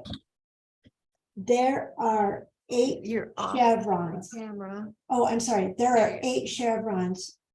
And I believe when I count on here, I see 1, 2, 3, 4, 5, 6, 7. I apologize. It's 8. All right. I'll count right here. 1, 2, 3, 4, 5, 6, 7, 8. You're counting the transparent lines. Yes. Okay. The transparent beads that show the zigzag, okay? All right, and then if you notice, we're only doing 3 matte beads are in the center, okay? But on your needle case, it comes to the top of that weird little ridge, or it sticks out just a little, a row over, 2 rows over, right? Yes, it does, and this one's, it's glued down. So what I want to do is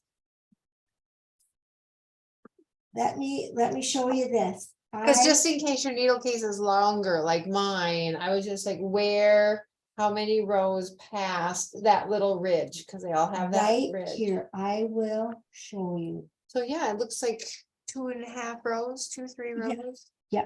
The point looks like 3 and then the Yeah, divot. I get it. Gotcha. Exactly, all right, so where it's sticking up, and the Yeah. reason that I had to stick up was so that the lid, when the lid goes on, the beads that have the gap in it, you know, like where you would fill it in Yeah. with a bead, you're gonna fill it in with a base, all right? That is so cool. All right, What a clean oh, are marriage. you all right, Rita?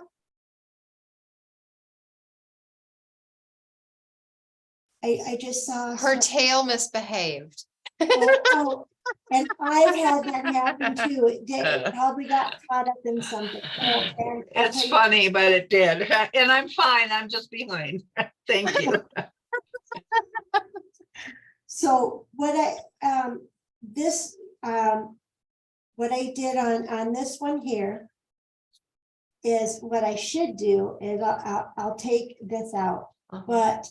but when you get to the 8th transparent chevron, okay, the 8th one, when you bead, you're only going to be adding these 3, and trust me, as you're going around and around, it's not gonna cause you to have to skip something or worry about something, all right?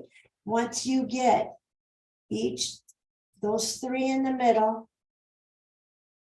on there, go ahead and your thread sticking out the top, okay? The way I showed you how to get rid of the bottom part of your thread, starting a new thread, you do the same with this.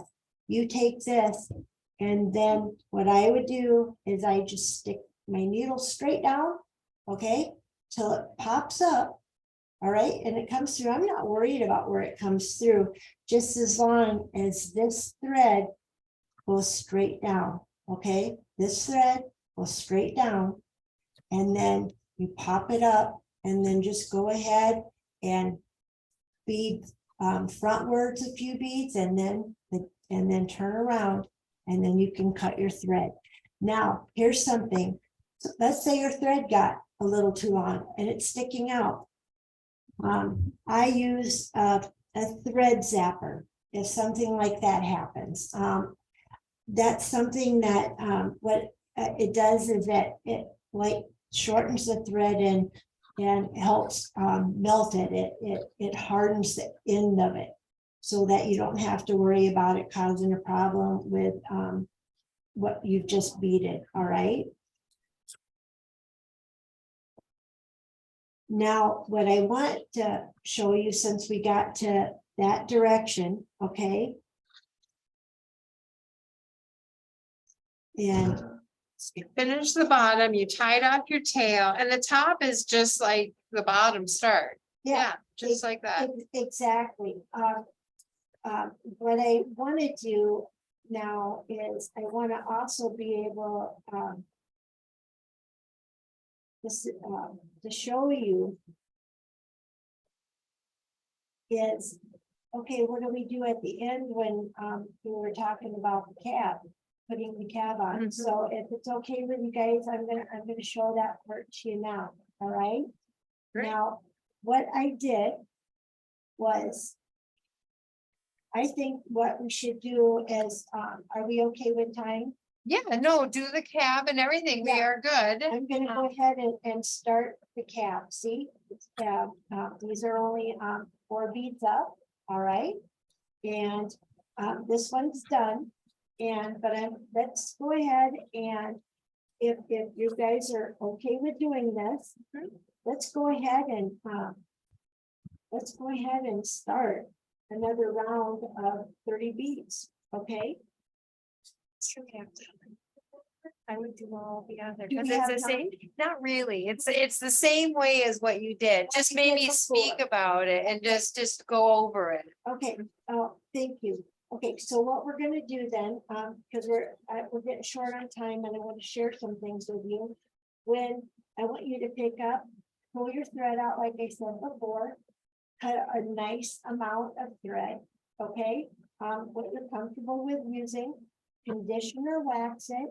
Go ahead and thread your needle and then leave a 6-inch end on the inside and go ahead and count 30 matte beads, okay? All you're using this time are matte colored beads, all right? Now, when you get done with it, this one, when I did the top, the lid, I pretty much held it the whole time until it was done, okay? You will notice that on the lids, for some reason, and I think it's because it fits over this part here, the 30 beads actually fit better on this, where they don't need, it doesn't need the masking tape on it, okay? And you don't need to color it purple, all right? It just fits nicely. So what I do is I put it on, all right, see, it's just sliding on so nicely. And you get to the top and there's a little edge there, you see it? Well, take the glass cap, all right? Make sure I grab the right one that fits on the top. So did you write on the top first, that yep. number? I'm gonna show you that. What I did and what you can do is what I did with this one is I colored the bottom dark purple, put the cab on there so it looked purple. But you could just leave it clear. All right, whatever you want. But on the lid, I wrote on these, I wrote the number 12. All right, I wanted, that's what size needles I have in there. On the bottom, I left it open too. I wrote a T. These are tulip needles. All right, on this one, I put an R on the top and then a 12 on the bottom, so that these were the red-eyed beadsmith size 12 beads. Okay, and so what I did was with the adhesive, okay. What I'm gonna do is I'm gonna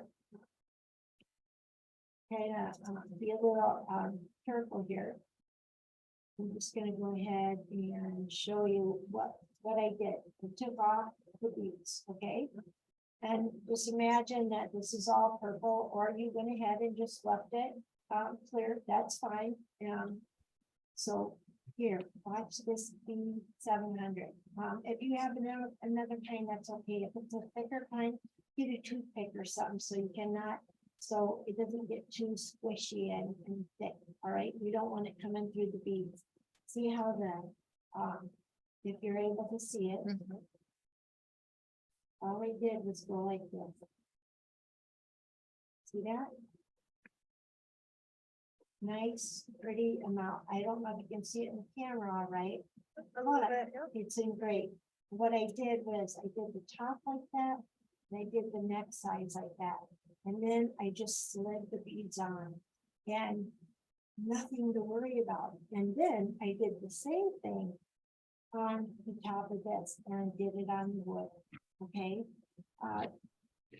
If you notice, which I am so impressed with, glue's not popping out of this. We're on the 6,000. It likes to keep coming out. put the top back on, right there, and screw in the lid, all right? Be 7,000, but if you have the other glue, it's gonna work fine. Just use a toothpick or something to kind of smooth out and do a not such a thick amount that it would work its way through, okay? This, what you would be surprised at is once the beads are on, just after a couple of minutes, it's stuck, all right? And you should be able to enjoy it. It's after I glue the top and the bottom, that's then when I go and do the same thing. I just kind of swirl the glue on the top and then I put the tab on, all right? That's how I do that. Now I'm gonna show you, remember when I told you that my most favorite thing to do is working with, smaller beads. Well, Hold on, let me these get your are- face on here. Let me get your face. Michelle's gonna kind of help. All right, This camera too. okay. This is the moldal that I made, all right? And I like beating around dowels. And these are true cut Precoscia or Charlottes, they're check beads, okay? They are size 13. Oh, it looks like I snapped little beads off in my case that I had it laying down. That won't take me anything to fix. This one is years old.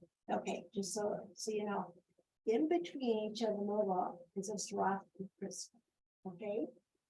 All right, and then this is net beading on the top. All right, just kind of matching. And you did a chevron stitch in your netting Yes, too. I did. And so, Yes, and so this was so much fun. This is one thing I want to show you about using Charlottes, okay? Let me go ahead and I'm going to put this down.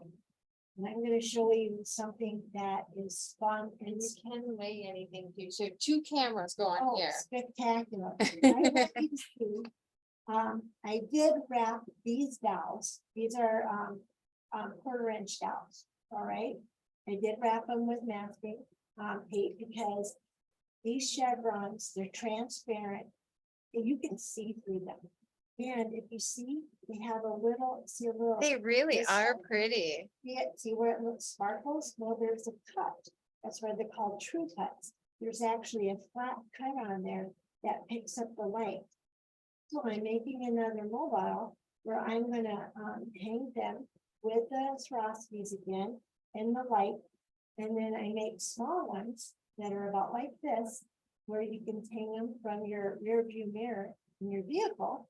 And then have a larger Swarovski in the center, and it's beautiful. But here, look here, I colored the, if you're able to see it, this bottom's green, Mhm. and so's the top. But what I did was, I measured these, and I also, if I wanted to, I could put this little flat crystal cap Mhm. in there too, if I want. Is that a flat back? It's another flat back, I love it. yes. That's And- so adorable.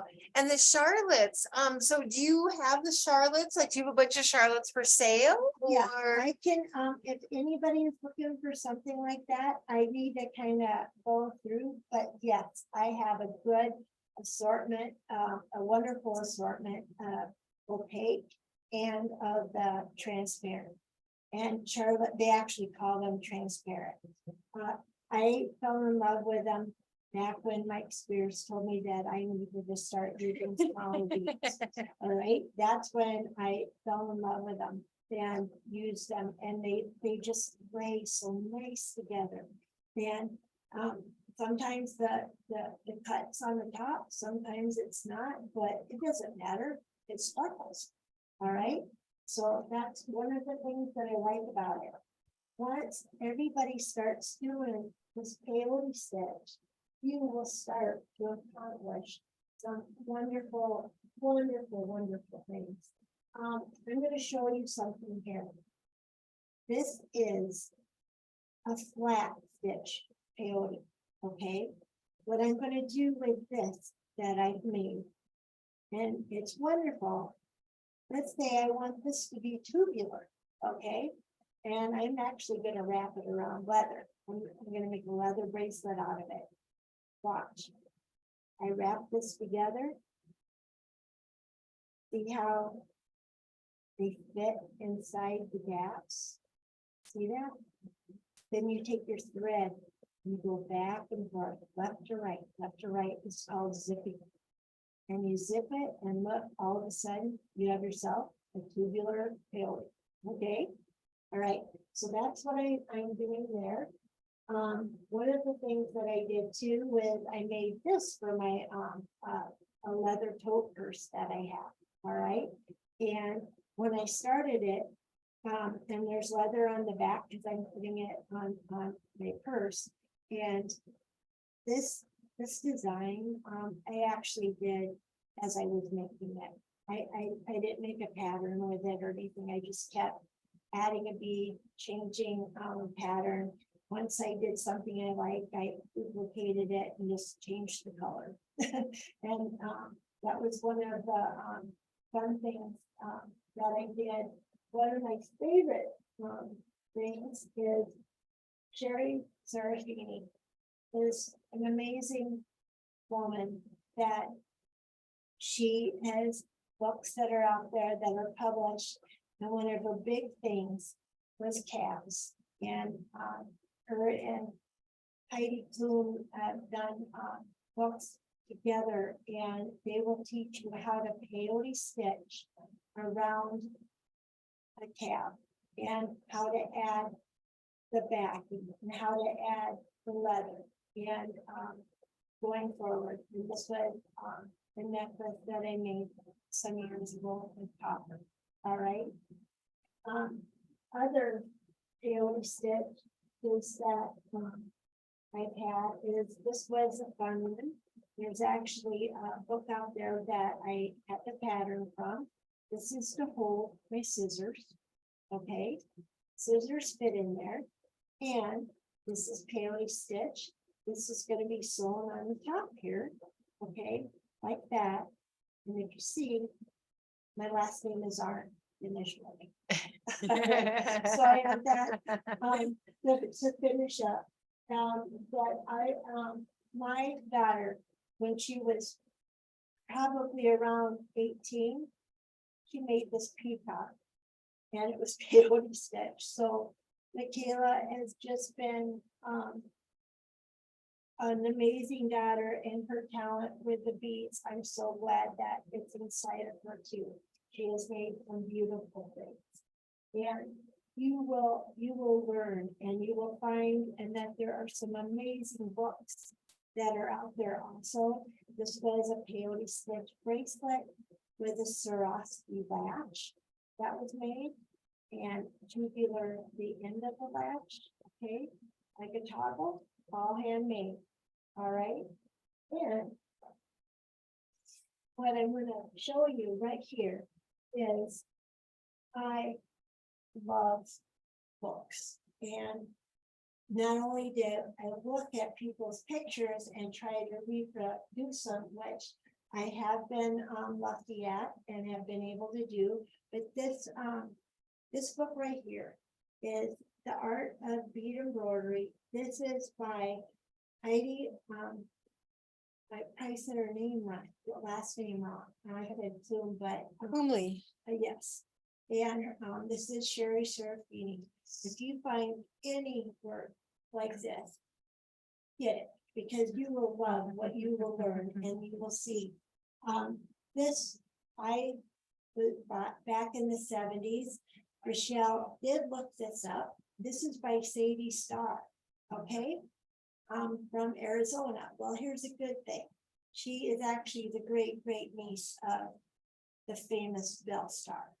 And at one time, she had a bead store in Chambord. I don't know if it's still there or not, but if you put this Sadie Starr and do a search on it, I do believe that there are a couple of these books that are still out there that are available. One of my favorite peyote stitch books to have is the Best of Bead and Button magazine. This one is amazing. The front of it is what grabbed my attention. Look at that, beading around beads. Those are wooden beads. All these wonderful tubular, all this, the necklace, and then you see the Swarovskis either in the center there. Just, you are gonna see amazing. And if you look there at the bottom, look what I see. They're so Needle cute. cases. So They're this is something that's been adorable. around for a very long time. Skirt and the hair. Oh my Isn't that goodness. And this, once you get down, you guys are gonna want to so bad, do something like that. The small purses, this is very popular, with different, tribes. And what I did was, this was a picture of a flower from my garden. So, this is actually one I did, have the picture, and I did mark out, I had a peyote stitch graph, and I just, centered the flower on it. So I had an idea how to do it, and do the same thing with a loom. You can do the same thing beading on the loom. This design was from a Japanese designer. This is all loomed pattern, and it's a nice little bag, nice little purse. Okay, what I did is, it's a velvet jewelry bag. You know how people like to sell jewelry and put their jewelry in there?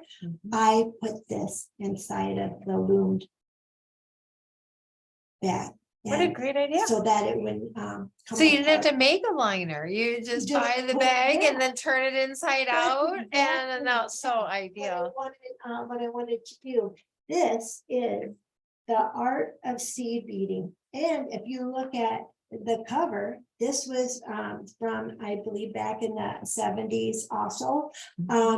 Might possibly have been early 80s, but get it down there so you can see the start. Okay. Look at that little needle case. Oh That's my familiar. gosh. There it Yeah. is. And I just fell in love with it. And what was, look, you see how this little cup, that's a little teacup with a bottom. You start beading like this, you will find that you'll be going around jars, glasses, and Rochelle can show you some beautiful peyote stitches Here, let me that turn on the light. There she you go. has done. There you Look go. at this. Yeah, you can do square jars. You don't have to do round ones. It's still tubular peyote. But it's just recycle your bottles, and then you can put a flower in it or something. And that's what I done with my, like if you guys have Yankee Candle, you know, keep the jar, clean out the wax. Yeah. Look at this one, you guys. And She put this in here, and what's in here is a battery operated candle. yeah. You light this, it's gonna glow through the work. Oh, Okay, And it's just around a bottle. So Yeah. that particular one is 95 beads around. So that ended up being odd count, but it's the same technique, absolutely same technique as around the needle case. It just takes a lot longer. The square bottle is about 125. And that one ended up, I don't know if it's odd or even, because I was doing each side. you're gonna find that once you start getting this down, you're gonna change shape. You're gonna go big and small, and you're gonna find that taking your thread and going down the bottom of the row that you just did to come back up to make yourself a gap to add a bead becomes very, very simple. Right. A lot of artists will call doing a bottle like this, since it's not completely round, is more like sculpture beading. You're moving your design onto the shape of what you're doing. Yeah, of so what you're each looking at. side, it's sort of a Frank Lloyd Wright stained glass window inspired pattern with those squares and the corners, but then I went a little crazy. I know he's really simple and I went nutty. Oh, no. So, but it's so much fun. It's really addictive. Once you get started, just recycle all your little condiment bottles.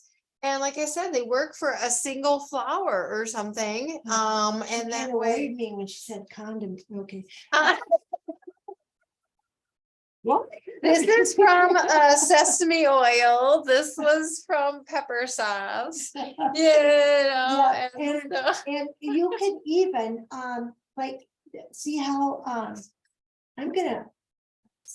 you have something like that's a jar, I'd say, and it was originally, let's say, had a Yankee candle, all right, Mhm. and it was the glass. You could even do the top and do a collar Right. that wraps around it, and then you could even dangle some beads, and then put then real candles that you can actually light on the inside of the glass around there. This is nice. This is a North American Indian beadwork magazine, and a book. So I don't know if some of these are still even available, but if you want to see patterns, beautiful native tribal patterns, please look. Bead embroidery, they will teach you all sorts of wonderful things. And I wanted to, when I bead, another thing, when I want to show you something. Her name is Sono. She had thread named after her, and one year she was in the bead and button competition, and afterwards the magazine was published, and this was on the front of the magazine, only it had a dangle on there. Well, at that time, from all those years ago, I recognized the pattern as peyote, so I made this. And I didn't need the pattern. I just knew that it was in the round, and wooden shaped triangle beads on the edge. And the smaller I used at that time, there's delicates on here and there's charlottes. So it's tubular peyote, but you just increased or changed the bead shape as you went around. Yeah, exactly. So then that changed it from being a straight up tube to a flatter tube. Yeah. And I also and when you do beadwork, you went to a lot of work. And if you're selling any of these things and someone buys it, depending on the clasp on it, don't think about getting a magnet. And because they have less chance of cutting it or hurting it, pulling it, the magnets actually are very friendly to use. And then I ended up peyote stitching and just did a little choker type necklace. Once you start peyote, you are addicted. You Yes. just want to go to town and peyote everything. Yeah. So And other what a fun ring. rings that I've done, and it's so much fun, and using the Right. the And so you shells. were using Fireline on your rings Yeah, instead. absolutely. And so I know everybody's been having a hard Oh. time getting Fireline lately. And so the wonderful thing, and the companies have all changed. So now Eslon has finally come out with Eslon Fire. And so it is the same identical composition as Fireline. And so since the Berkeley company is not really making much Fireline anymore because the fishermen are changing their mind, it still was working for us. But so that's why the Eslon company has taken matters into their own hand and said, we are wanted and we don't want to have to wait for it. So they are making it in the crystal clear and the black. There's no smoke, but just the clear and the black. And like I said, it is cheaper also than the Fireline by about 20%. So we're really excited. So we do have Bobby B. We just got it in yesterday. So if you are having issues trying to find the Fireline, maybe think about switching to Eslon Fire. And I think you'll really, really like it. So it comes in all and it feels a little bit more round, kind of like nanofil. So I think you're gonna like it. Another thing that I did when I first was starting out, you see this seashell? My grandma, we were on the beach and we collected, let's just say I have tons in jars. They're in great shape. These are made for beach scoops. You know how people, you can buy like something like this or whatever. I've been using this for years. Oh my gosh, that is so And adorable. then when I need to clean up a mess, oh, it just is so nice. Going around, back when I could only find Nemo thread and it was white. And I was using colored beads and especially like Charlotte's. Well, let's just say I used this marker and I just ran it down the white and I had myself a colored thread. So if you ever in a situation where you need it, but you have white thread, you can go ahead and use that marker. It'll work just fine. There's just so many wonderful tricks and tips. So if you've got any tricks and tips you want to share with the beading community, please post them on our websites. Absolutely. We are very excited for you to share your tips and tricks as well.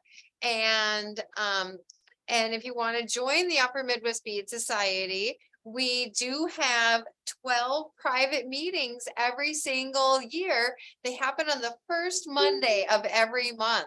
And it's only $35 a year to join the Bead Society. If you go to umbs.org and then go to the membership page, you can click the easy PayPal link to find it. And so join the group. We have wonderful speaker coming up for July. Pam Smith will be our speaker. She has a booth at the Renaissance Fair and has for over 30 years. And she does torch color copper. But find out how easy it is or interesting it is to, instead of trying to have a shop, go do the market and the fair circuit. It's a whole lot of fun. Otherwise, we'll be beading from the garden in July. And we have so many fun projects for you.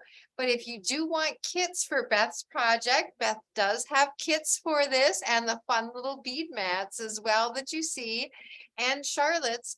And so you can just message Beth Arendt on Facebook, or you can email her betharendt4@gmail.com and contact her directly for kits and patterns.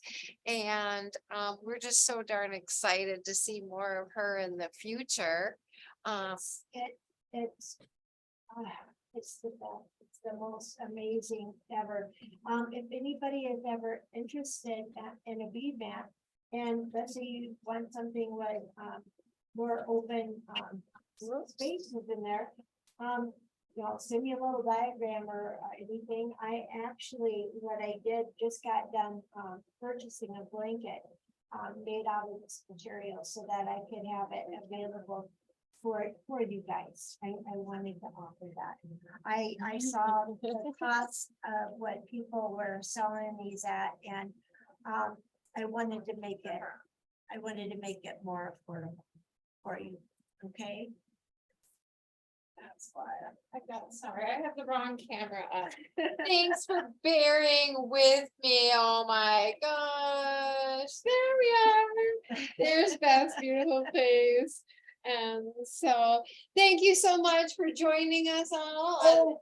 Real quick, I Yeah. want to say hi to my cousin. She is in the state of out in Washington, Oregon area. She's on an island. She has found and has been working with some amazing artists that do a lot of tapestry weaving, and she was gonna let some of them know about this event today. And I just wanted to say thank you to all of them, and that Ellen, I love you. Yeah, Ellen's been watching. We really are very excited. And so hopefully we can get some more people from the Northwest and other bead societies to join part of our group, because we Zoom to everyone and we'd love to have you teach and share your ideas as well. Let's Bead Live is open to everyone. from all over the world. So if you're interested in sharing your work, your project on Let's Bead Live, contact us at umbs.org. We'd love to share your projects. Thank you for our beading community for joining us. We're so excited. Thank you for joining, coming all the way down. Happy beading, everybody. Enjoy. Yes, don't stop. If you get stressed, go get some beads. I love it. Have a great day. Bye.